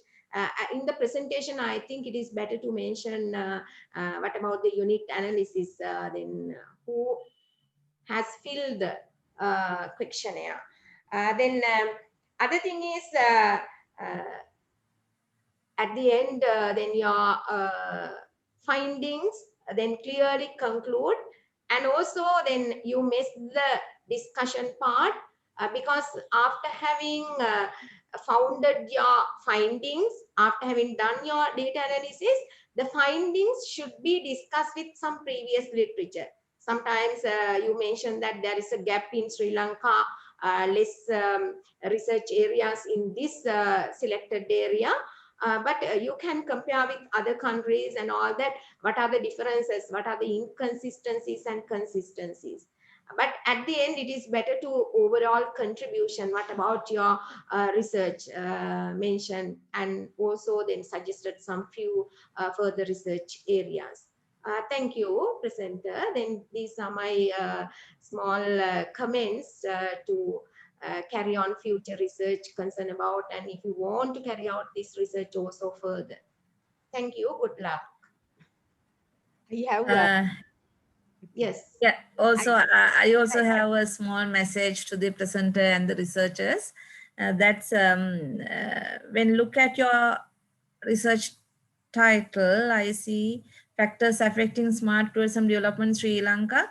I feel like it's like something exploratory type research, but your research is explanatory in nature. I think a slight change is required to the topic, isn't it? I'm asking from other chair, co-chairs. Yeah, okay, Buddhikam is, I think it is better to identify no examining factors affecting. So they have done a tourism. regression. Yeah. Yeah, they have found a relationship between some factors. No? Yes. So this is like something exploratory. They mainly find some factors like, yeah. convey that message to the presenter and to the other research as well. Thank you. I have a small comment. Actually, I did not receive this research paper as well as the information given in the presentations are not sufficient to comment. But she has used technology, human capital and innovation as her independent variables. If she, it would be better if she could use the information in the Global Innovation Index, Global Competitiveness Index and Network Readiness Index in relation to the Sri Lankan context. I don't know whether she has mentioned those things in the research paper or not. If not, please, when you develop the research paper, please add those informations also, because they relate to all of your independent variables, technology, human capital, and innovations. I have one thing to add to Dr. Shashika's comment, because I also tried to find the paper, but I couldn't find it. For the researcher, please, when you are measuring the validity and reliability, most of the students checking the validity, they only mention KMO values and it's significant. But if you are going for a publication purposes of this kind of thing, please make sure that you have to mention the average variance extraction and composite reliability and everything you have to mention in your paper. So that's for the improvement in the methodological section.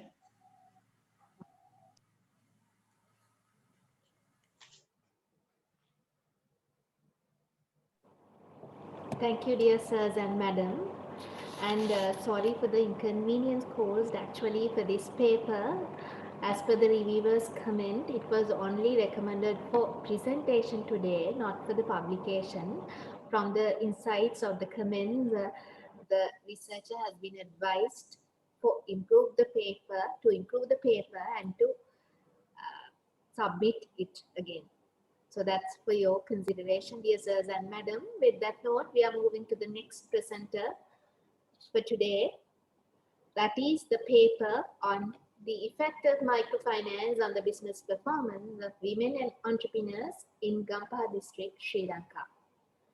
Presented by MAS Piyumika.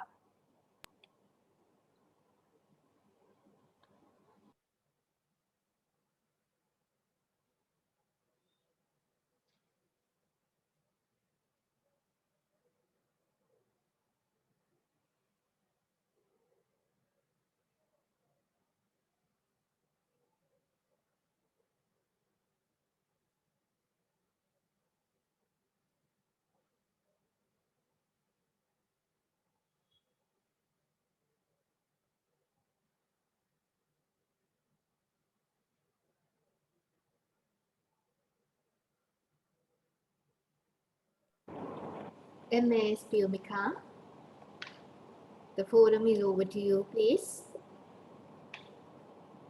You could share the screen and start your presentation.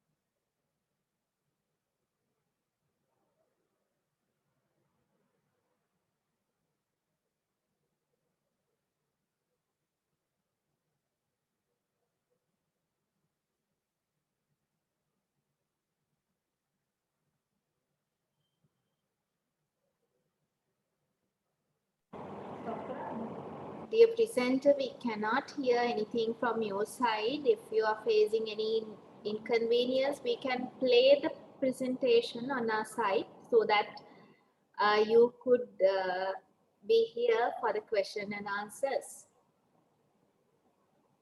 So, okay, we are playing the recording on behalf of you again due to the technical inconvenience.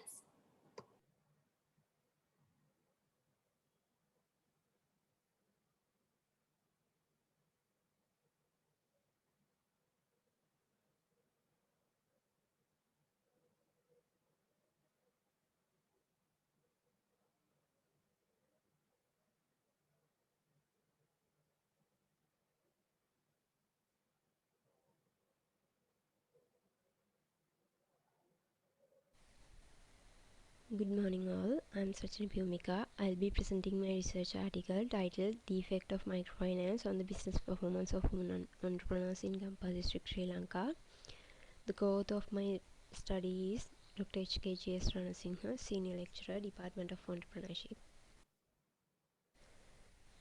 The presentation includes introduction, literature review, research methodology, data analysis, summary of findings, conclusion, recommendations, and the references. Moving to introduction of the study, women entrepreneurship is considered as one of the most important concepts for a developing country like Sri Lanka.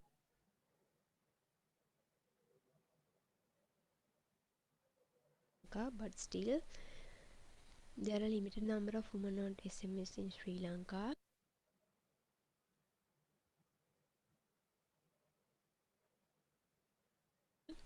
Because they have to face more obstacles when running a business. Among them, lack of finance becomes major obstacles to growth of women entrepreneurs. The reason for that are complex procedure of formal institution, lack of networks, lack of financial knowledge, etc. So microfinance act as a tool to overcome those barriers of formal institutions. These are the reasons why I select this area as my research. Moving to research objectives, the general objective of this study is to investigate the effect of microfinance on the business performance of women entrepreneurs in Gampha District, Sri Lanka.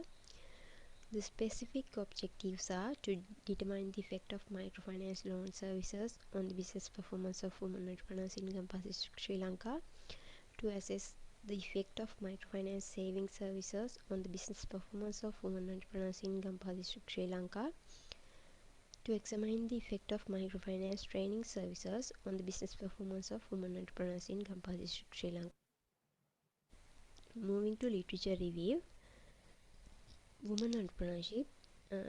Women entrepreneurs can be defined as female who alone or with accomplices establish, brought or acquired venture, accept risk, financial, regulatory and social duties and take part in its day-to-day management.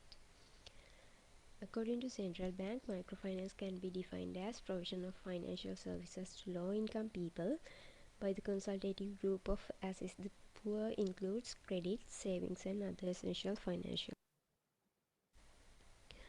Business performance can be measured by using four basic measurements: sales revenue, profit, number of employees, change in customer base. Another scholar found that performance can be measured by using two measurements as financial and non-financial. Financial measurements such as sales revenue, profit before tax and turnover. Non-financial measurements such as pertaining customers, employee turnover, creation of employment. Moving to research methodology, population of this study is women entrepreneurs who registered their business at the Small Enterprises Development Bureau in Gampha District, Sri Lanka. Sample of the study is 122 women entrepreneurs in Gampha District, Sri Lanka, and the sampling method that used by the researcher is convenient sampling method. Here it presents the conceptual framework of the study. The independent variables of this study are microfinance credit service, microfinance savings service, microfinance training service, and the dependent variable of the study is business performance of women entrepreneurs. Based on the conceptual framework, following hypotheses were generated. H1. There is the effect of microfinance loan services on the business performance of women entrepreneurs in Gampha District, Sri Lanka. H2. There is the effect of microfinance saving services on the business performance of women entrepreneurs in Gampha District, Sri Lanka. H3. There is the effect of microfinance training services on the business performance of women entrepreneurs in Gampha District, Sri Lanka. Moving to data analysis part,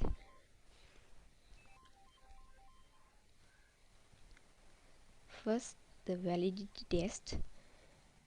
KMO values can be used to measure the validity of the data. So KMO value should be greater than 0.5 to considered as valid data. According to the results, all the variables satisfied the required level of adequacy. So the researcher can be concluded that all the indicators and the dimensions which are used to develop the construct is soundly valid. Reliability test. Reliability of data can be measured by using Cronbach alpha values. However, the general rule of the Cronbach alpha is if the value is above 0.7, it can be concluded as reliable data. So, based on the results, the required Cronbach alpha levels are satisfied. Therefore, it can be said that the data are reliable. Moving to correlation analysis. Correlation coefficients describe the strength of the relationship in terms of numbers as well as directions of the relationships. So based on the results, microcredit and the business performance of women entrepreneurs have weak positive relationship. Micro savings and business performance of women entrepreneurs have moderate positive relationship. And microfinance training services and the business performance of women entrepreneurs have strong.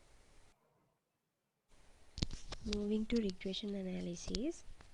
According to model summary table, R is the correlation between the predicted values and the observed values of Y, and R square is the R square represents the proportion of variance for a dependent variable that is explained by independent variables. So the values of the R is 0.829, while the value of R square is 0.688, which indicates that the data are closely fitted to the regression line.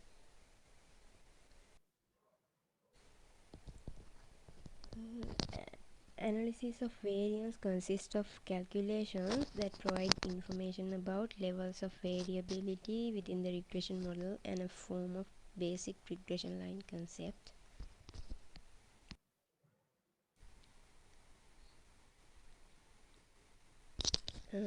Moving to initial regression model or coefficient table. All the coefficient SIG values of independent variables should be less than 0.05 in order to conclude that independent variables are affecting for the dependent variables. So all the variables satisfied that requirement. Based on the coefficients, the model can be formulated as follows. So based on that results, the summary of the findings can be presented as follows. All the three hypotheses were accepted and researcher presented the literatures that support for that results. And moving to conclusion of the study found that microfinance loan services, saving services and the entrepreneurial training have more significant effect on the performance of women entrepreneurs. So it can be concluded that microfinance services have significantly improved the performance of women entrepreneurs in Gampaha district, Sri Lanka.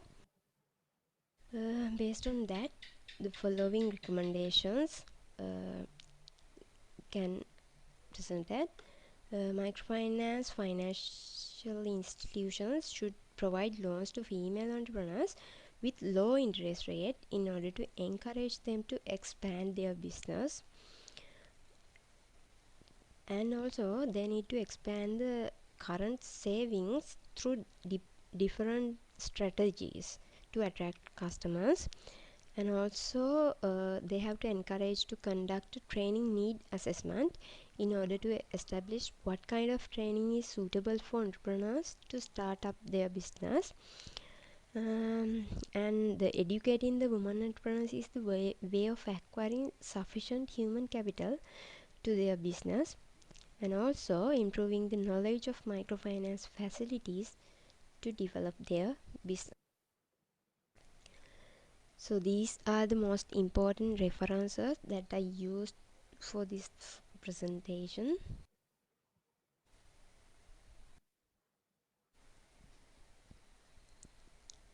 Any questions and suggestions?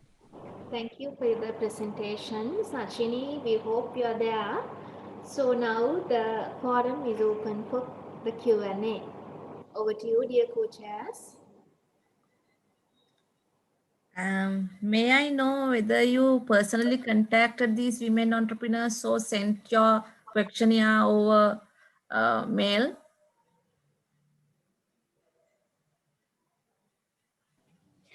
Ma'am, I'm Sachini's friend. I think she is not there because of the technical issue. Uh-huh. Do you know that whether she collected the data by personally contacting them? Yes, ma'am. I think she's meeting them personally. Uh-huh. Then the other question is, she has collected the data related to independent variable from women entrepreneurs, is it? Yes. So I believe better to reword the perceived effect of microfinance services according to the nature she has conducted the research. No, because there's no data collected from the microfinance services side. So that may be the perceived effect. Is it?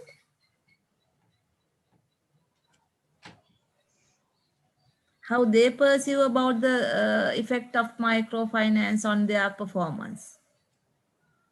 That's why I perceive, because they have not collected any data from the financial services, microfinance services. No? Yeah, convey that to the researcher. Yes, ma'am. So that she will clarify it, because I think when we ask from about the third party from the particular respondent, the respondents will answer based on their perception. So yeah, I think better to reword that as perceived effect of microfinance services on performance of women entrepreneurs. Like, okay, thank you. That's all. Thank you, ma'am. I am Shashika. Actually, she has selected a serious problem faced by women entrepreneurs in Sri Lanka. It's an ongoing issue, and she has presented her data and information nicely in the paper also. They are very clear, but she has used two methods, correlation method, Pearson correlation, as well as regression analysis to test the hypothesis. I don't recommend two methods to test hypothesis. Sometimes we receive contradictory results. That is one of the main points that I want to make. And the other things are minor areas. In her research paper also, in certain places, she has used the first person pronouns such as we, us, like that, which is mode of storytelling. And they have that freedom when we have that freedom when we carry out a qualitative research. But in relation to quantitative research, when we use pronouns such as I, we, us, then we become the part of the research, and it is against the fundamental concepts of quantitative research. And the other thing is, she has lot of subheadings under the research methodology. It would be better if she could rewrite it without subheadings. And those are the few minor comments. Thank you, Miss. Okay, in addition to the other co-chairs provided, then my small comments are there. I accepted all other chairs given comments you concern about. Then I noticed that actually I couldn't follow the whole paper. Then in your conceptual model, you mentioned that one of the independent variable dimensions credit service. But the correct name is microfinance loan service. But then here and there, then you are using the different terms. It is not a good way. Then identified correctly and written the consistent way. Some places microfinance credit, some places microfinance loan services. But the correct term is, I think, microfinance loan services.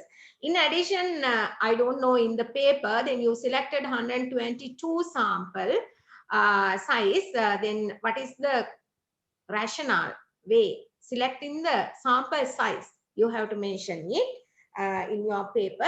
And in addition, I identified that the recommendations, one of the recommendations is changing what about the interest rate, the low interest rates for the women entrepreneurs. I don't know, can it be possible? Because you suggest to, I think, for your sample size is women entrepreneurs. But how you are going to suggest the things to the bank side? Because you did not look at that side. Therefore, I am, wondering about then how you can suggest something like giving the loans to low interest rates. But I think whether is it possible or not. Then always we make recommendations based on your findings, the possible things. Now, those are my minor comments regarding your research paper. Thank you, Miss. Dr. Pushpa Madam, I also have one comment to add. Please ask the researcher, is there any particular reason for omitting microfinance insurance from the microfinance service? And my other comment is, I'm really concerned about some reliability and validity part. Out of variables, 4 variables have alpha value more than 0.9. So normally we take 0.7 to 0.8 as a good standard, but if it is go beyond the 0.9, there is an issue of multicollinearity. So please ask your friend to check with the multicollinearity issue with the in-item correlation matrix. Thank you very much. Okay, thank you, Miss.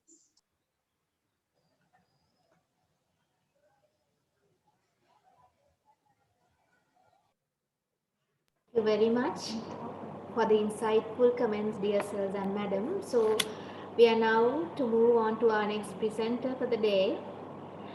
The paper presenter, RLP Karunatilaka, on the paper Value Co-Creation and Co-Destruction in Online-Based Teaching for University Undergraduates. Over to you.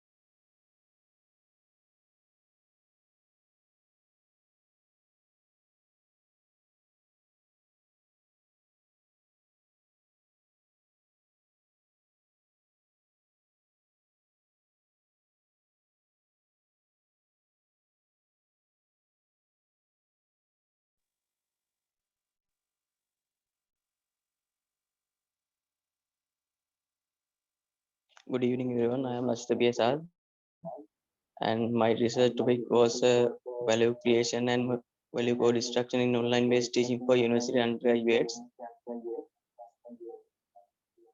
Throughout my presentation, I am going to introduce, I am going to learn about these topics.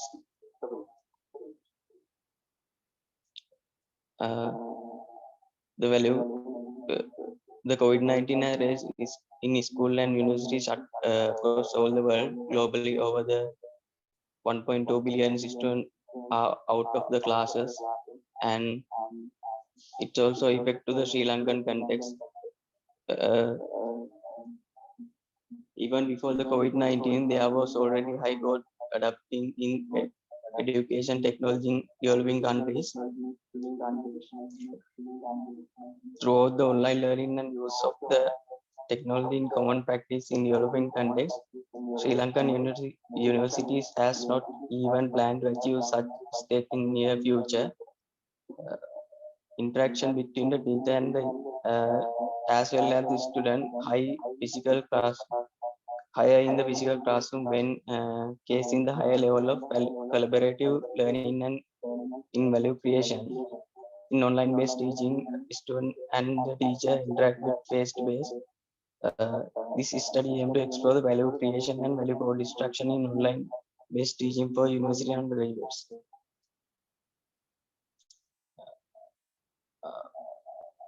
In online based teaching is a more recent version of distance learning, which improves across the education opportunities for learners described as both non-traditional and teachers and learning over the internet, those including distance education and online education. In value co-creation, a value can be created throughout the interaction actors have with each others. Apart from that, in the earlier 2000, some authors note that value not only paranomically but also the interaction value destruction. Value value co-destruction happen when one party, either service provider or the customer, in the unable to create the value appropriately. Therefore, value creation depends on the how adapting across actors are the two co-creation process. In research methodology, I choose a exploratory research method and uh, qualitative method. Data were collected throughout the in-depth interviews, and my target population was state university undergraduates. Uh, Non-probably purposive sampling method used to uh, collect as a sampling method and collect data from the other university, state university, different geographical area in the Sri Lanka, as well as the first year, second year, third year student in the universities. My sample size was at 25, and throughout the thematic analysis, I used to analyze the data. There are four findings in according to the thematic analysis: resource availability, commitment, interaction, convenience, and inconvenience.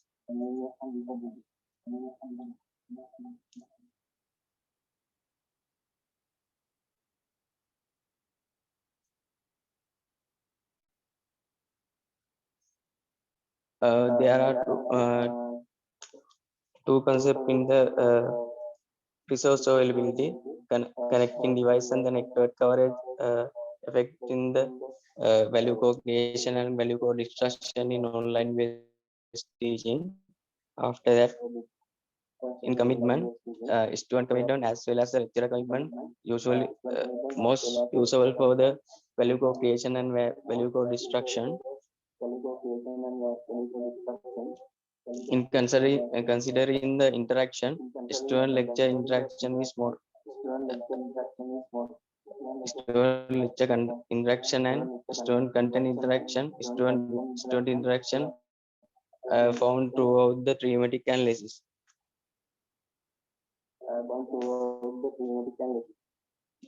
In convenience and inconvenience find throughout the thematic analysis, and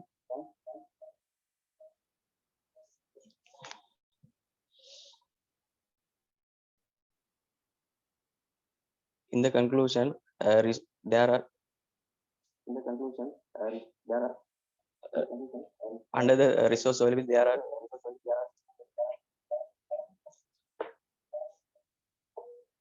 there are to find the suitable device and network coverage effect to the value co-creation in online-based teaching, as well as the commitment, student commitment, and teacher commitment effect to the value co-creation and interaction, student interaction, student lecture interaction, student interaction, and content interaction found throughout the thematic analysis.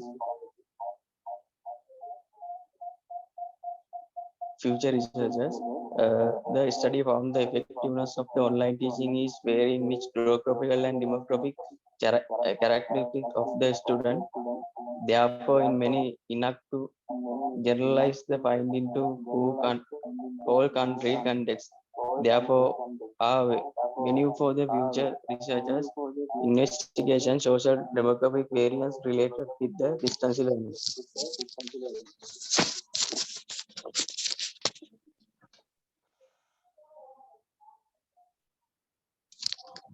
Thank you.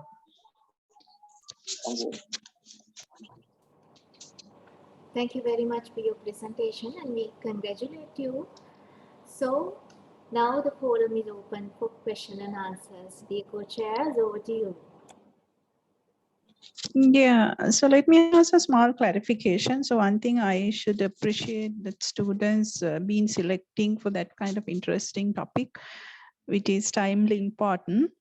And if you can discuss a little bit more on, like you have nicely identified 3 themes, basically 3 areas for this purpose, and what kind of implications that you are suggesting for the education institutes or whoever they're making policies. Have you thought about that side?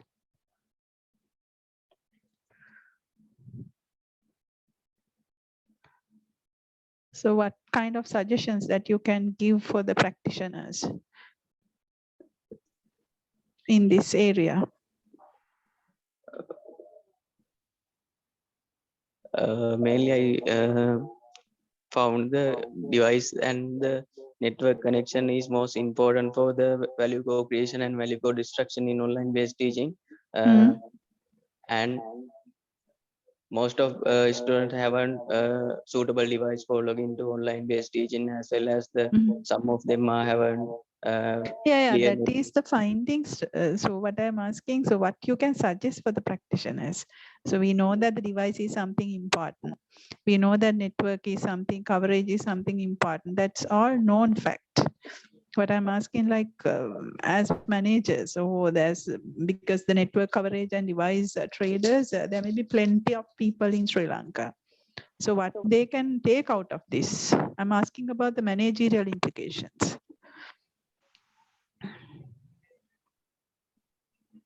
Okay, that's fine. Yeah, so think about that one whenever you are go ahead with the next level. It's a good work. That's it from my side. Mr. Dishanta, can I know about your representation of the sample? How many students have a smartphone and how many students have laptops and their internet connection? Can you elaborate a little bit more about the sample? Yes, I selected the sample throughout our university as well as another university in Sri Lanka, and it contain first year, second year, third year students in the different geographical area. Now, how about their devices and their connectivity profile? Oh, Do you some have of a mix? Yeah, some of them are in rural area in Sri Lanka. Someone login using the smartphone and other ones using the laptop, and most of them are using smartphone to log into the online based teaching. Okay, thank you very much.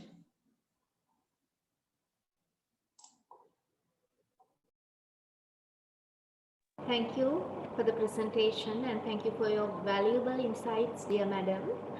So now we are moving to the next presenter for today.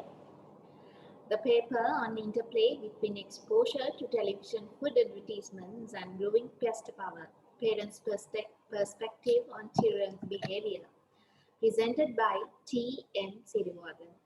Over to you.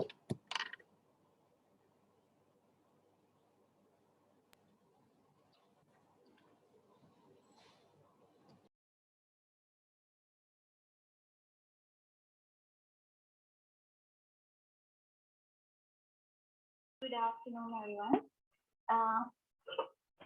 This is the topic of my study, exposure to television food advertisements and growing pest power from parents' perspective on children's behavior. This is the content of my presentation. Moving on to introduction, with the competition in the globalized business world, marketers are trying to target children as a profitable market segment in their advertising campaigns. According to the study result of Australian government, they found that television is the most familiar media of the ages between 3 to 15 children in the worldwide, and most of them love to watch consumable food products from television. With that exposure to television, they naturally tend to ask for those products they exposed to television advertisements from parents. Then children used to different testing techniques in the market, testing techniques in the marketplace, and that may cause to negative impact on child-parent relationship, and also that may cause to inconvenience among parents about child behavior. With back tissue, in Sri Lankan context, very rare studies have investigated that exposure to children targeted television food advertising on pest cover from parents' perspective. Then the problem I addressed was extend to it. Exposure to children targeted television food advertising impact on growing pest cover from parents' perspective on children's behavior. To address this research problem, I developed two research questions called what is the level of Sri Lankan children's pest power according to the parents' perspective, and is there any impact of Sri Lankan children targeted television food advertisements on children's pest power.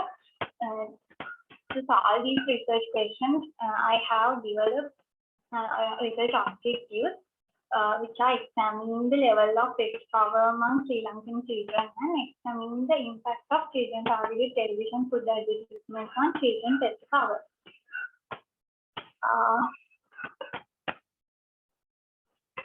Moving on to literature, like past researchers have identified with this concept the main focus on children targeted television food advertising. According to the American Academy of Pediatrics, according to their findings, most of children targeted food advertisements promote unhealthy food choices and practices. With relating to children targeted television food advertising, I have found 4 dimensions, which are quality of information, which means information that provided to advertising, such as aligned with quality standards, accuracy of information, timely and relevant. Next dimension is entertainment. Entertainment means most of children love to watch advertising, which included jingles and some popular characteristics. Content credibility is the next dimension. Most of younger children are more confident about what they saw in television than adult children. Likability represents most of children advertisement depend on children attitude towards television advertising and nature of the product being advertising. The next main focus for pest power. Pest power typically takes place within from its peak in age up to approximately 15 years old, after 15 years old children, most of time have some purchasing power. Therefore, it is noticed that children have different approaches, the different factoring techniques when influencing to purchasing different products from their parents that may differ from their socio-demographic background and also their age. With relating to tester power, I have identified two dimensions, persuasive testering and emotional testering. Persuasive testering, most of time, adult children use this testering technique. They express rationally about their purchase request by begging and some rational and by providing some rational information. Most of younger children are early age children are move on to emotional testering by crying and something.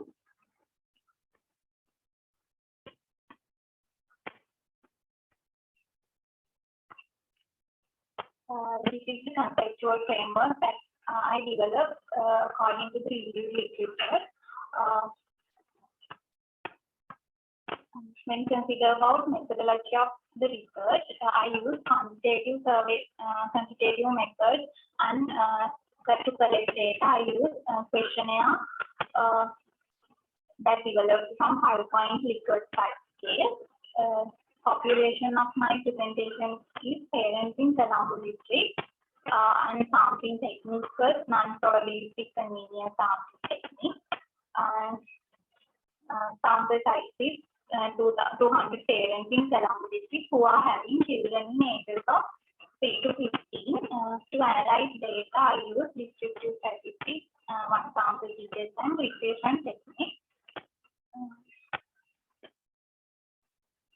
According to the data analysis and findings, my first objective is examining the level of test power among Sri Lankan children. To that, I use mean value comparison and one-sample details. In mean value comparison, I have found 3.89 mean value for test power. According to the cutoff point identified of 3.5. It is higher than the cutoff point, then I have identified there are high level of test power prevails among Sri Lankan children. Then to examine the relationship impact of children targeted television food advertising on test power, I use regression analysis. First, according to the ANOVA table results, statistics was 246.109 and p-value is less than 0.05. Then model becomes significant, and according to the model summary R-square value is 0.555. It indicates that 55% of dependent variable is explained by the independent variable, and coefficient results also concluded that there is a positive significant relationship with impact of children targeted television food advertising on test power. Then hypothesis 1 and 2 then finally concluded that hypothesis 1 and 2 can be accepted, and according to the implications and future research direction, this research can be implied onto market researchers, media companies, and also brand managers, advertising managers, parents, and policymakers, especially children. According to the findings of the study, even though children have an purchasing power, they try to influence their parents over what they want to buy, and also the managers, market researchers, and other managers that want to market the product to this segment, they want to identify the impact of their advertising on children and also policymakers who are developing policies at protecting children from effects of undesirable ads, and also marketers can strategically target this segment by putting different rates on to identify dimensions of children targeted television food advertising. And also for future researchers, this can be extended by exploring impact of TV viewing behavior and exposure to general advertisements and how children behavior changes. And also qualitative researches can be used to further analyze this issue. This is the main articles that I used to my study. And thank you.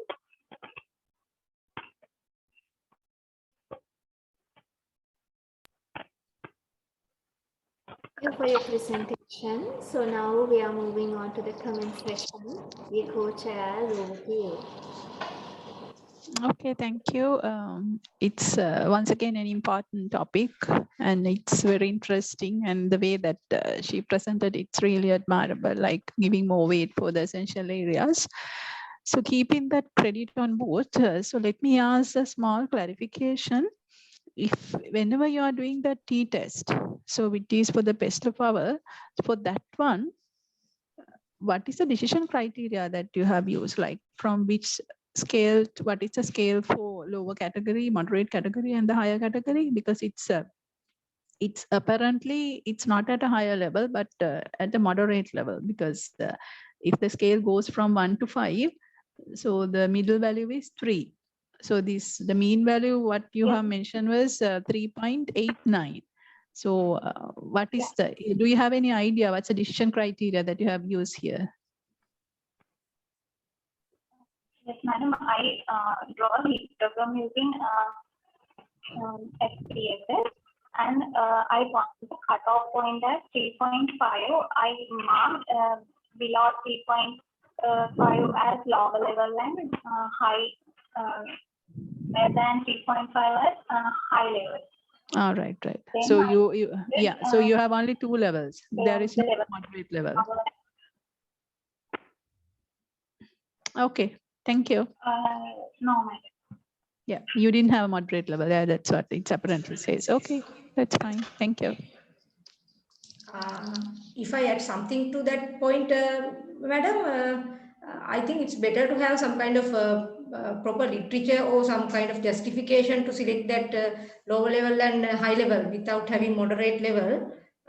It's better to have some kind of well-known literature for that kind of decision criteria, I believe, in my level. Yeah, So, yeah, that's true. I do agree with you. Yes. Otherwise, apparently it goes like moderate category. Yes, normally, if you are going with 1 to 5 scale. Yeah. And my other small clarification, I believe that 200 sample size is justify the presenter? I'm Tirini, Miss Tirini. Hi, madam. Miss Tirini, what is your justification to select Madam, only I 200? can't hear. Can you hear me? Yes, madam. Yes. Any justification I or any? can't hear. Okay. I think it's better to not asking the question. Okay, thank you very much.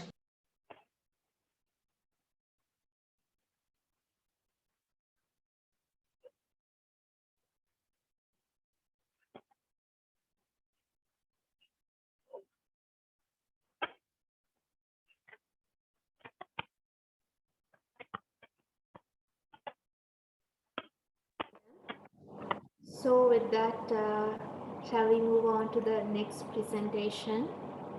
We have online the presenter NDD Navaratna to present the paper on do people change their buying behavior during the crisis? Insights from panic buying behavior during the COVID-19 pandemic in Sri Lanka. Lady Navaratna, over to you.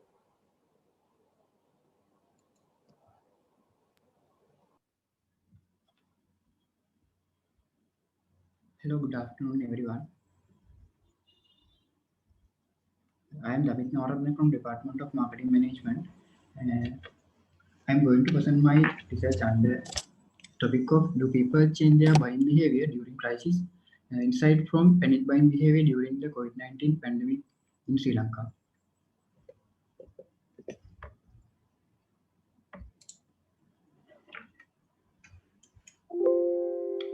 The flow of my presentation, introduction, literature review, methodology, findings, implication, and future research direction. Now I move to the introduction part of the research. In late 2019, the COVID-19 pandemic has started in Wuhan, China, and later spread more than 200 countries, infection more than 128 million people, with more than 2 million deaths at the end of January 2021. On 16th April 2020, Sri Lanka has also announced a risk country of the virus pandemic. The Sri Lankan government announced lockdown time to time to avoid public gatherings, festivals, and celebrations to promote social distance and wearing masks. So during COVID-19 pandemic situation, most of the individual and household adapt to unusual buying behaviors. The running out of the product, the big concern, and most of the essential goods, fast-moving consumer goods, filling stations, and wine stores were faced many difficulties. Supermarkets have experienced long queue at the cashiers, and that caused a problem in inventory management as well as demand management. So the pandemic has created a massive impact on health and economy in the global as well as Sri Lankan context. So now this is a novel experience to panic buying behavior during the COVID-19 was good study to be done, and the research still the research work is growing in rare in Sri Lankan context. So I have selected my research to be done focusing on exploring consumer panic buying behavior with special reference to FMCG category. Based on this identification, I have built up research questions. Research question one: how do Sri Lankan people change their buying behavior of FMCG during the COVID-19 pandemic situation? And research question two: what are the reasons for them to adapt to the panic buying behavior during the COVID-19 pandemic in Sri Lanka? This is my research objective to explore the changes in Sri Lankan consumer buying behavior in FMCG products during the COVID-19 pandemic situation, and research objective to explore the reasons for consumer adaptation to panic buying behavior during the COVID-19 pandemic in Sri Lanka. Okay, now I move to literature review part of my research. In here, first of all, I want to give a brief historical overview of the pandemic while expecting my literature forward. Consumer behavior, buying behavior, and panic buying behavior. When it's come to panic buying behavior, some scholars describe it as a situation where many people suddenly purchase bulk products, worrying that something terrible will happen. And panic buying can be described as consumer behavior in the form of people who buying large quantities of product to avoid future shortage.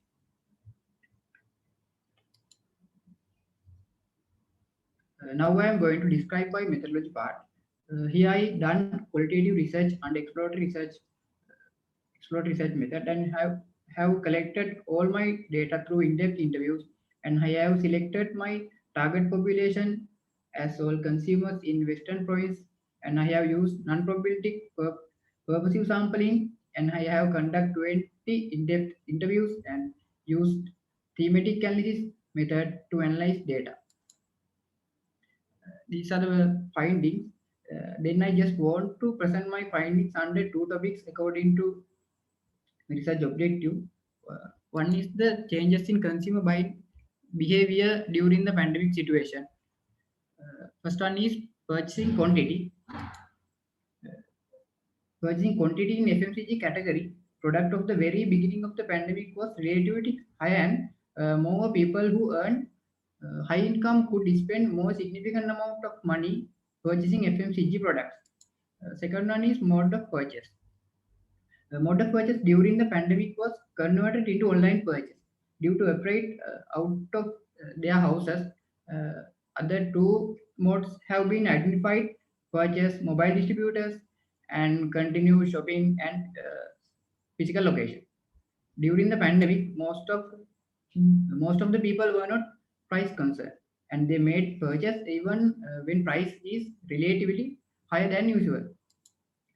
One of the interesting findings of my research was the reducing family shopping when making an individual person shopping respective all household. Shopping time also changed because did not want to spend much time shopping at the same shopping location. Also changed, avoid unusual shopping outlet and visit nearby shop. Another interesting finding is the choice of brand people towards being brand concerns. When during their purchase at the pandemic, but there were few people and few products which remaining same because of the concern the brand. In the pandemic, as example, milk powders for the children. So this is a summary of the changes in consumer buying behavior during the pandemic situation. Okay, now I am moving to the second topic under findings, causes of panic buying. So first one is fear of fear. Fear of fear means emotional condition. People feel psychological risk or physical risk. As an example, people were fear words as pandemic, lockdown, quarantine. That was one of the main concern. Reason is break the panic buy. People were scared running out of goods. As study, four reasons being fear of the people and categorize risk information, fear of unknown, fear of stock out, and fear of supply shortage. One of the reasons panic purchase protective behavior. I just want to survive. People just want to survive during the pandemic. Their only concern was the having protection of themselves and the family, especially their children. The next reason was the social influence, or the influence that people had a social trend or social pressure. Basically, social influence refers the influence by the large group of attitudes, opinions, and beliefs. They can change individual behavior. As an example, some individuals have made panic buying because of their seeing their neighbors and doing panic buying. When it comes to communication, we can identify three aspects as rumors, news, and social media. Main social media has great impact towards the panic buying behavior. Finally, I found the social trust. When another reason on panic buying, the trust on government and the trust on suppliers has influenced the changing consumer purchase during the pandemic. As the trust on government have increased, panic buying due to government restrictions, traveling and time to lockdown. The trust of suppliers have decreased the panic buying because suppliers has promised to the make products available during the corona second wave. This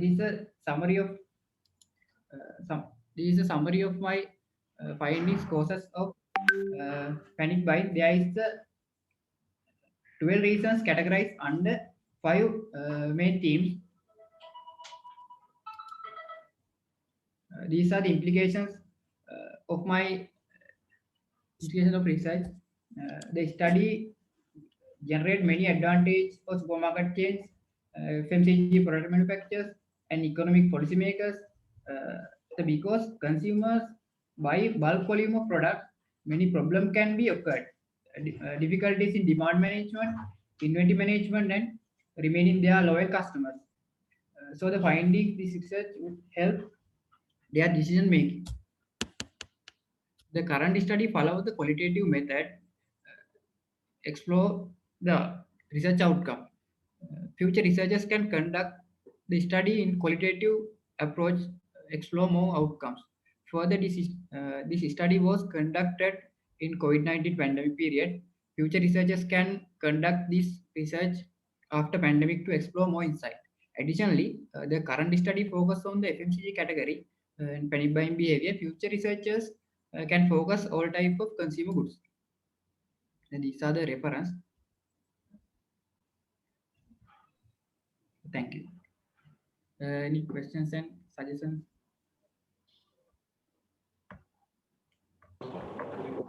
Thank you for your presentation. Now we are moving on to the Q&A session. Dear co-chairs, over to you. Yeah, once again, it's a very timely, crucial area what you have selected. And I would like to listen a little bit more about the sample selection procedure. How you have selected the sample and the sample profile. Can you please elaborate a little bit on that? My sample is non-probabilistic purposive sampling, and I want to How select many of were there? 20 interviews. I just want to. Are they all from Colombo? Yes, they are all in Colombo district. How about the gender composition? Like, you have both male and female. How about the age? So in which age category that you have, your sample is predominantly? Basically, I interview mainly. I interviewed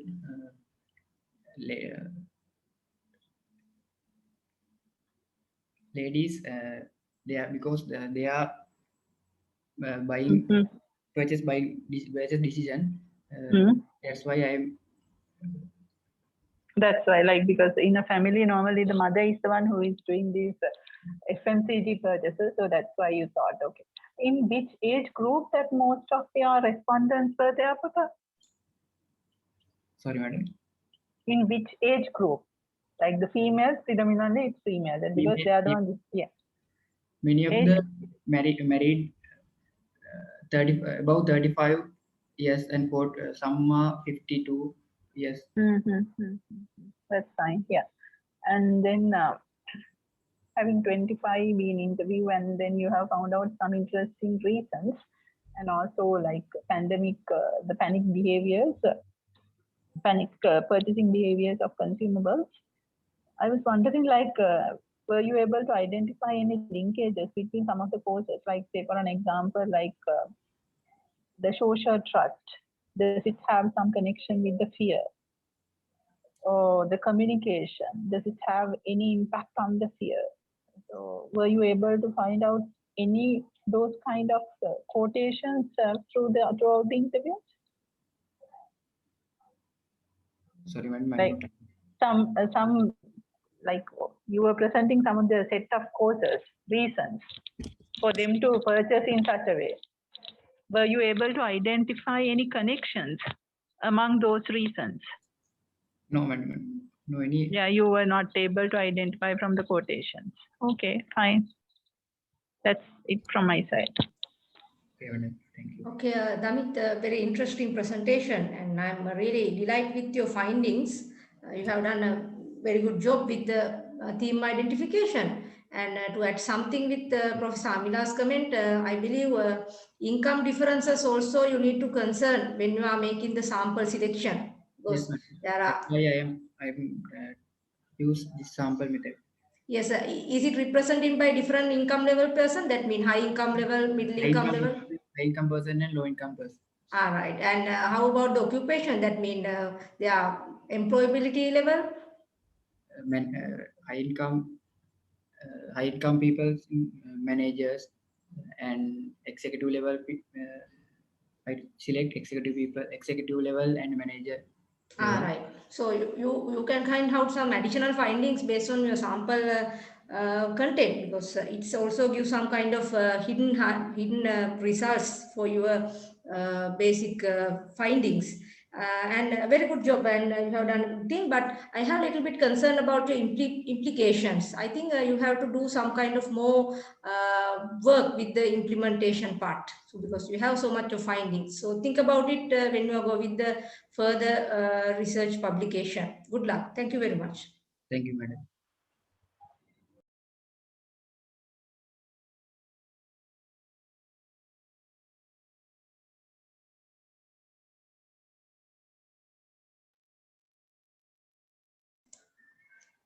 I think your mic is mute. Thank you, madam. We are moving to the track 3 of the session. So track 3 is almost dedicated to a group research conducted on the department. Accordingly, the topic is impact of financial institutional support on business performance of small and medium scale enterprises. So as it is a group research, there will be a list of presenters. And now over to you, please. Madam, can you play the audio, please? Some authors have connection problems at this moment. Yes, sure. Thank you.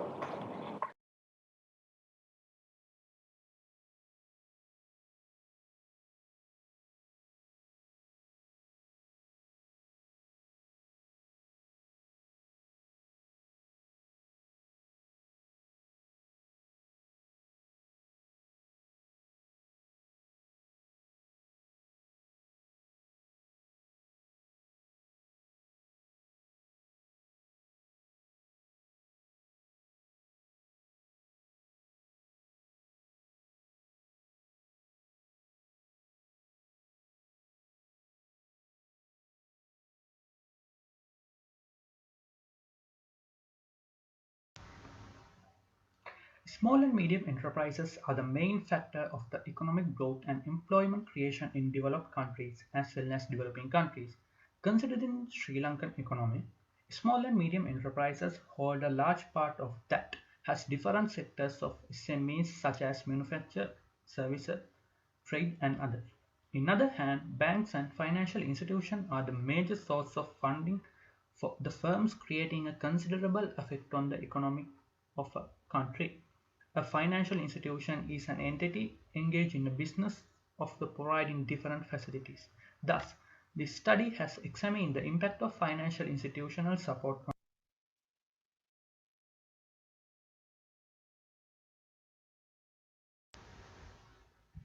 Good day all. I am going to present our group research presentation. Our topic is impact of financial institution support on business performance of small and medium scale enterprises in Sri Lanka. There are 4 authors conducting this group research: Ms. Sandaruwan, Ms. Kunasekara, Ms. Kumari, and Ms. Ratnayaka. We were supervised by Dr. Rukmal Veerasinghe, Dr. Shriyani Ranasinghe, Mrs. Shanika Pereira, and Danko Pereira. This is the content of today's presentation. We are going to explain introduction, literature review, methodology, data analysis and discussion, findings, conclusion and references. Research problem of this study is there a significant impact of financial institutional support on business performance of SMEs in Sri Lanka? When we move to the research objectives, main objective of the research is to find out whether there is a significant impact of financial institutional support on business performance of SMEs in Sri Lanka. And the specific objectives are to identify the impact of debt financing on business performance of SMEs in Sri Lanka, to identify the impact of training facility on business performance of SMEs in Sri Lanka, to identify the impact of saving facility on business performance of SMEs in Sri Lanka, to identify the technology facility on business performance of SMEs in Sri Lanka, and the final one is to identify the impact of monitoring and supervision on business performance of SMEs in Sri Lanka.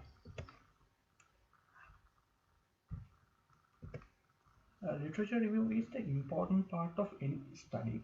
According to previous studies, we could identify some important factors, and I will explain that briefly. Small and medium enterprises. The many organizations and authors have provided different definitions considering various criteria such as number of employees, value of the assets, and consumption of energy, annual turnover, nature of the business, and capital invested. SME policy framework defines SMEs using the number of employees in the enterprises and annual turnover. It explains SMEs in the number of employees in enterprises and the annual turnover. The researcher used the following measurement to define SME for this study. Small medium enterprises employs between 5 to 15, medium enterprises employs in 51 to 150 employees, large enterprises is more than 150 employees. And the World Bank can define the SMEs in further way. The financial institutions, according to the central bank, there are 7 categories of financial institutions which are classified under licensed commercial bank, licensed specialized bank, licensed financial companies, registered financial leasing establishment, authorized primary dealers, authorized money brokering companies, and licensed microfinance institutions. According to Abara, the financial institution can be defined as an organization which focuses on either profit or non-profit that collect money from society and provide benefit from customers and society. According to Goshim as well, financial institutions play a significant role in economic development by providing various services. The debt financing. Debt financing is the main first independent variable of this study. Simply, according to Abuya, debt financing means procurement of credit from financial provider while pay back the relevant money with the interest within a predefined framework. According to Osano, debt financing usually consists of agreement regarding interest rate that need to pay for given tenure between 2 or more parties. And there are 3 factors that are borrowing cost, loan size, and loan duration, categorized under lending terms while providing credit facility. According to Odongo, financial institutions offer short-term and long-term loans for the SMEs. Training facility is a second independent variable of the study. Training means a systematic way of learning to increase the personal, group, and whole organizational productivity with the use of knowledge, ability, attitude, and changes in the behavior as to have the productivity. Most of the studies agreed to training and administration support given by the bank and microfinance institutions are very crucial for the better performance of the venture. Saving facility. Saving facility is the third independent variable of the study. SME should have to maintain account to get support from financial institutions. It will additional advantage of applying credit facility. Simply saving means the conversion of additional cash. Technological facility. Financial institutions need to identify requirements of their customers as well as the prevailing market in order to provide updated, standardized, and automate product and services. Electronic banking system help SMEs to engage with banks online and obtain its services via the internet, mobile phone, and other electronic device. According to MABA, internet banking technology is a significant factor in business. It has been integrated all facilities such as online payment, transfer, maintain account, and SMS alert. The final independent variable is monitoring service. Microfinance institutions have conducted continuous supervision while visiting borrowers' residence, according to shooting. Follow-up and supervision is required in order to confirm whether the SMEs used the loan for their intended purpose. However, the SALIF identified that insufficient follow-up and supervision is not a vital barrier for the repayment of debt. According to the previous studies described the factors which positively affect the repayment of the group loan as monitoring, follow-up and supervision, internal rule of conduct, regulation and formation of the group. The business performance is our dependent variable of the study. According to SPAHU, average sales volume of the particular year is used as a measurement indicator of the performance. According to Kamunage, in addition to the sales volume, increase in profit, additional stock and additional employees affect the performance of the SMEs.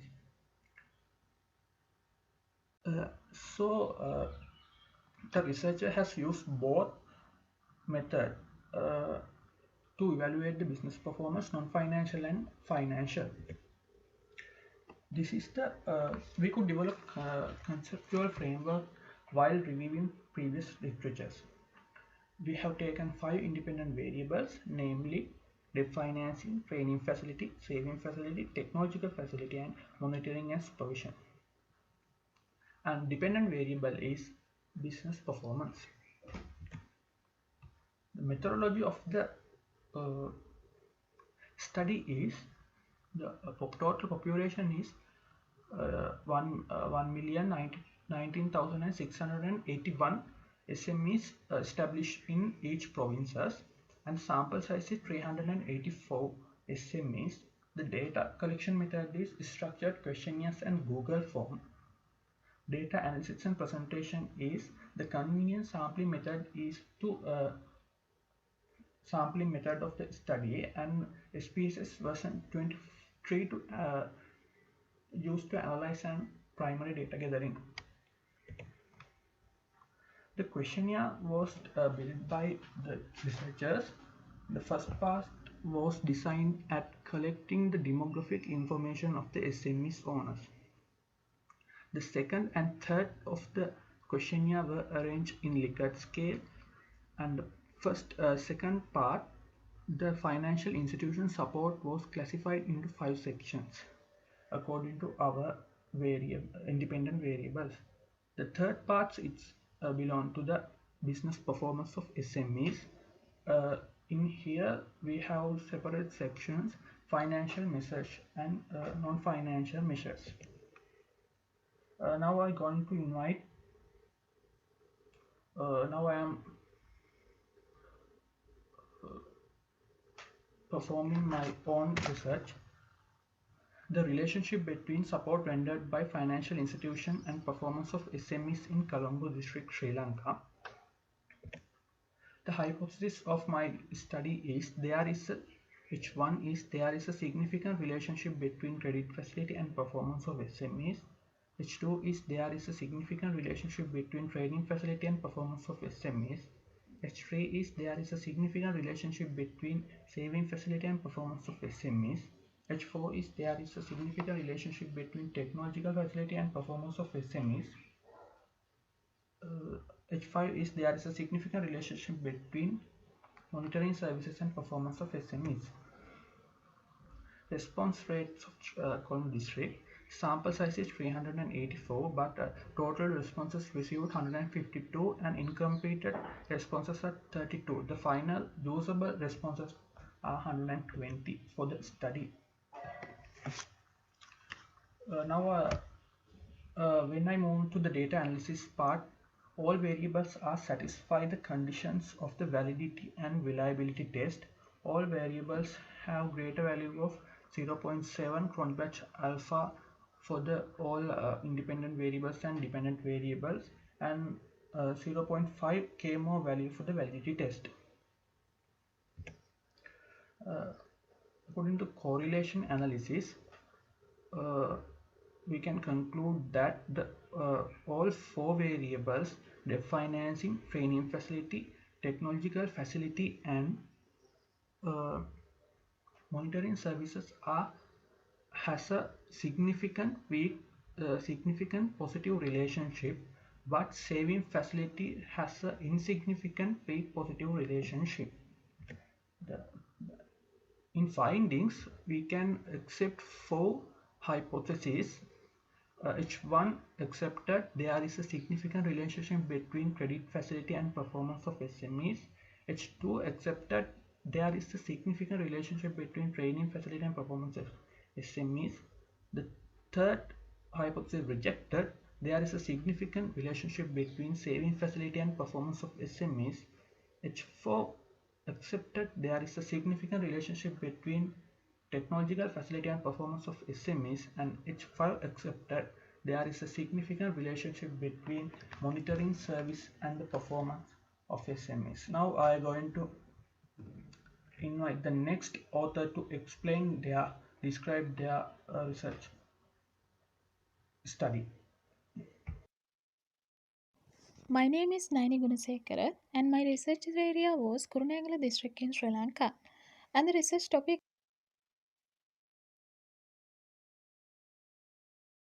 according to the previous research studies and available literature, four main hypotheses were identified in my research study. On the screen, you can see the main hypothesis identified in my research study.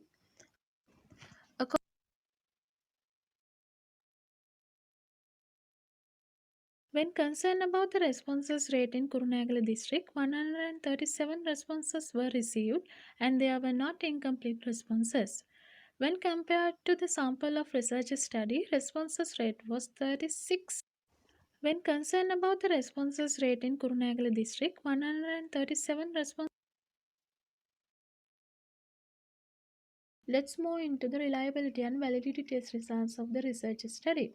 When looking at the reliability test result, Cronbach alpha value for all independent variables was more than 0.7. So all independent variables were highly reliable in my research study. When looking at the validity test results, Kaiser-Mayo. Let's move into the reliability and validity test results of the research study. When looking at the reliability test result, Cronbach alpha value for all independent variables was more than 0.7.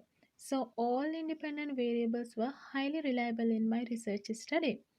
When looking at the validity test results, Kaiser-Mayo-Hakim measure and Bartlett SIG values satisfied the validity of my research study.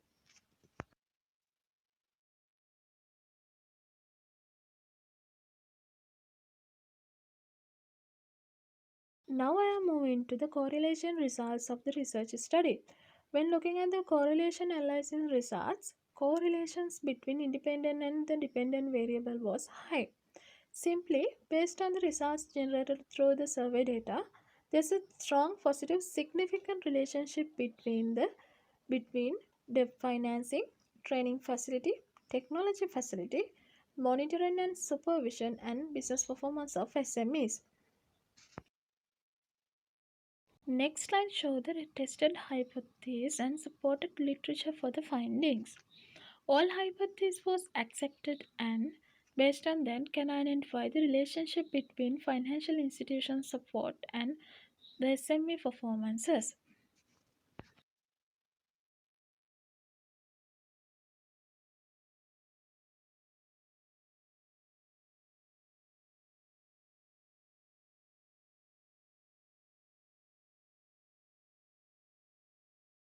I'm Taruka Ranatunga. My research area was southern province of Sri Lanka. So my research topic was the impact of financial institutional support on business performance of small and medium scale enterprises in the southern province Sri Lanka. According to the conceptual framework, four hypotheses were in my research study. You can see them on my slide. I was tested the impact of four independent variables: credit facility, technological support, training facility, monitoring and supervision. In next slide, You can see the responses rate of my research study. Out of 384 of my sample, I received 168 responses. 46 were incompleted. Then there were 122 usable responses. Then the reliability and validity were satisfied. According to the Pearson correlation and SIG values, I had strong positive relationships between independent variables and dependent variables. You can see the values of them on my slide. Then this is the equation of multiple regression analysis. I was tested R-square and SIG values. For that, I was used model summary and ANOVA table as mentioned in slides. So I received 0.84 R-squared and 0.000 SIG values as results. In coefficient table, mainly we focus on beta values and VIF values. You can see the satisfied beta and VIF values in my coefficient table. Based on the above results, finally I will summarize the findings as this.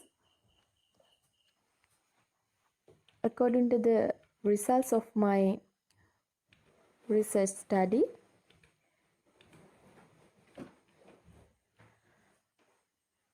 first hypothesis was accepted, second hypothesis was accepted, third one was rejected, and fourth one was accepted. You can see the literature support in slide.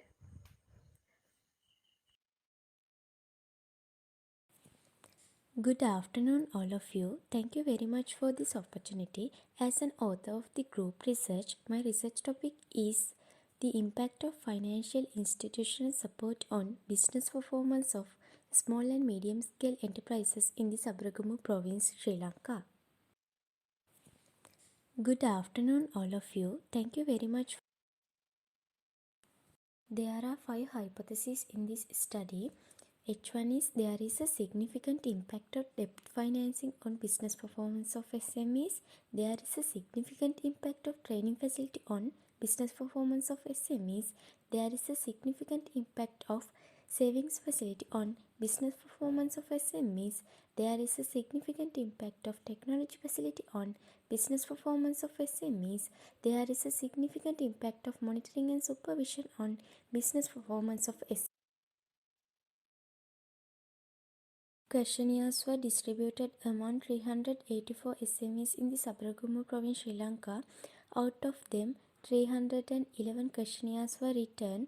Since 34 responses were not completed, only 277 were used for this study. Questionnaires were distributed. Cronbach alpha coefficient for all the variables are above 0.7 and it indicates that collected data has a relatively high degree of internal consistency to conduct this study.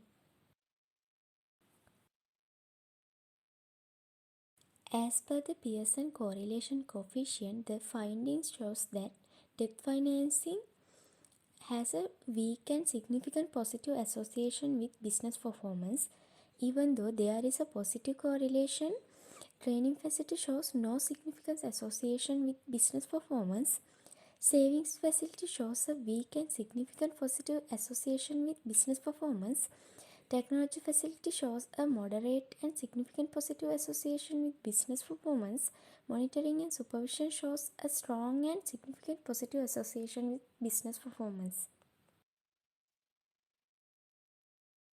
The main objective of this study was to find out whether there is an impact of financial institution support on business performance of SMEs in the Sabaragamu province, Sri Lanka.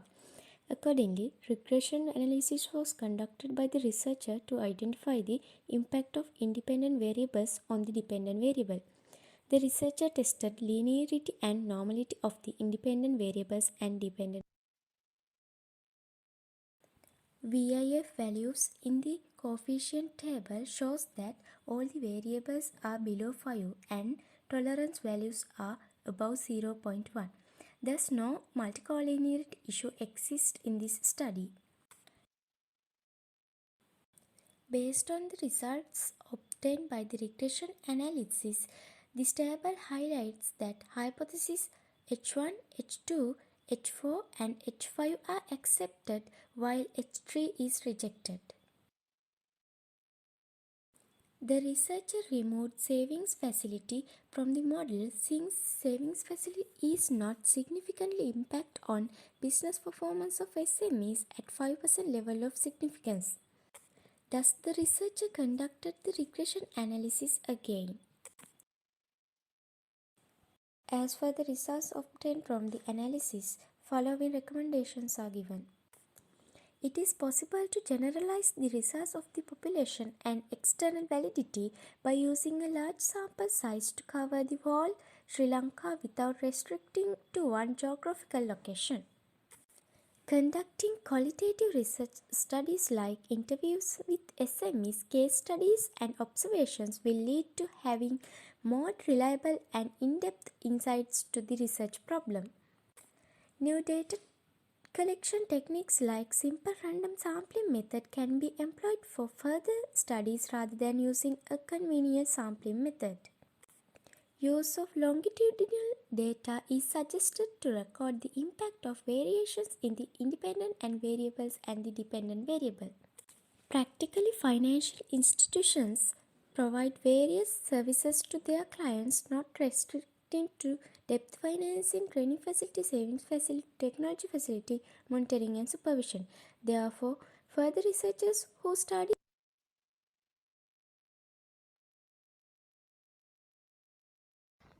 Now we focus on the limitations of the research study. The first limitation is the sample size of the research study restricted to the limited number of geographical areas of Sri Lanka. For example, this research study will not focus on the central and north provinces in Sri Lanka. Second limitation is about assumptions in the research study. For example, as a financial institutional support, considered only debt financing, training facility, technology facility, saving facility, and monitoring and supervision. Mainly, this research study expected to forward some implication to major parties in an economy, such as entrepreneurs, financial institutions, policymakers. When consider about the implications to entrepreneurs, encourage entrepreneurs to contribute GDP more to get the awareness about financial and non-financial services business owners need. Get the idea about the relationship between financial institution support and SME performances. Implications to financial institutions. Provide views of the business community regarding debt financing, training facility, saving facility, technology facility, and monitoring and supervision of the financial institutions. Enable the development of new strategies to attract entrepreneurs. Implications to policymakers. Government and NGO can articulate what is the best way to support SMEs. In the same way, uh, execute as a guide in planning suitable strategies that govern financial institutions. Implications to academia. Contributes to the extent literature.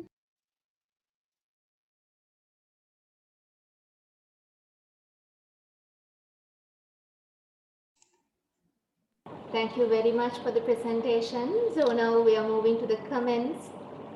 Dear co-chairs, over to you. Okay. Sure. I will start the comments because I have to leave for another meeting. Yes, So thank you very much for that nice group presentation with the topic of the microfinance. I have few more concern about the presentations. Why you are not considering about microfinance, micro insurance as a variable? Because all that is also one component coming under the microfinance services.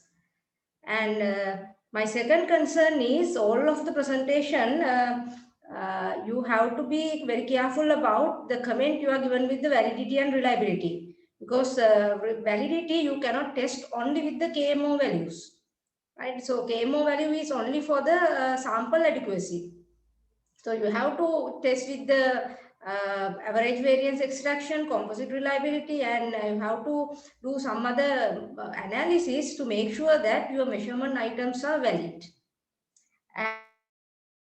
My main concern is since microfinance studies are going with the financial performance in very in-depth way, what are the new things coming from your studies? So what are the knowledge contribution generated from your research project? So you have to be emphasize those things in your research studies if you are going with this kind of thing in a publication manner in a future work. And specifically, you have to highlight what are the present gap you are going to address through this research series. So that's the end of my end, and I wish you all the best with your research work. Good luck. Thank you very much, madam, for your comments. And I have to add some things. We conducted our research study not only for microfinance, but also for SMEs who get the support from banks, non-financial institutions, and actually microfinance, then from money lenders. So we included those things for our questionnaire and got the data from them. Okay, so my question is why you are not concerned in microfinance, micro insurance for your main part of the study? Madam, and another one comment before I forget, most of the studies only check correlation analysis, but from the correlation analysis you cannot make a comment like there is a relationship, because at the correlation analysis we only check association. Therefore, I only see two studies present in their regression analysis, but other studies, please go ahead with the regression analysis result, then make your conclusion as whether there is a significant effect or not. Thank you very much.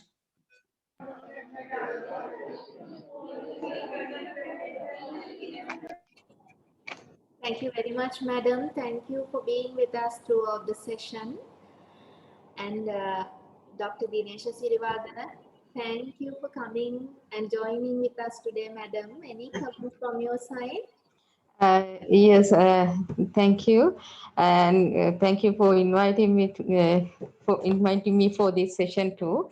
And I have to tell that actually I couldn't join for the first part. I joined at the middle of the presentation, so I missed a little part from the beginning. So, however. First thing, actually, nice presentation, and microfinance studies are really important, especially in countries like Sri Lanka, in most of developing countries. So microfinance actually play a significant role, especially in rural and suburban areas. So this your research focus is very good, and your presentation is also good. And the same concern that I had as Dr. Villani asked you about that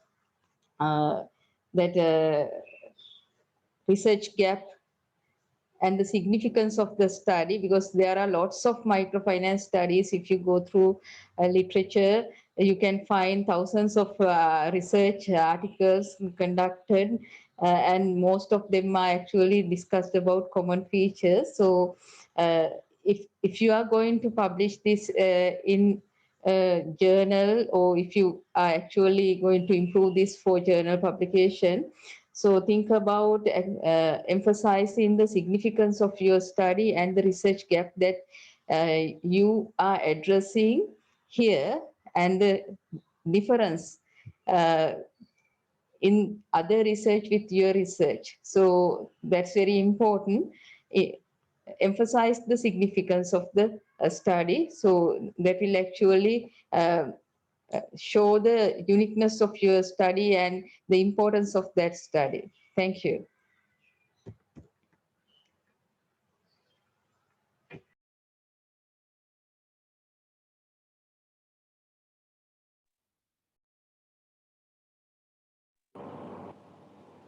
So thank you very much, madam, for your insightful comments. I think our junior researchers will work on it and incorporate your comments and do their future research publications accordingly. So with that, we are coming to the conclusion of the International Research Symposium on Entrepreneurship 2021, especially on the tracks and the technical sessions. So before concluding, let me thank everyone who helped us in numerous ways in carrying out this, and also Dr. Dinesha Sirivardhana, Head and Senior Lecturer from the Department of Business Economics. Madam, thank you for joining and giving us your valuable comments, and Dr. Vilani Sachitra, thank you for being with us throughout the day.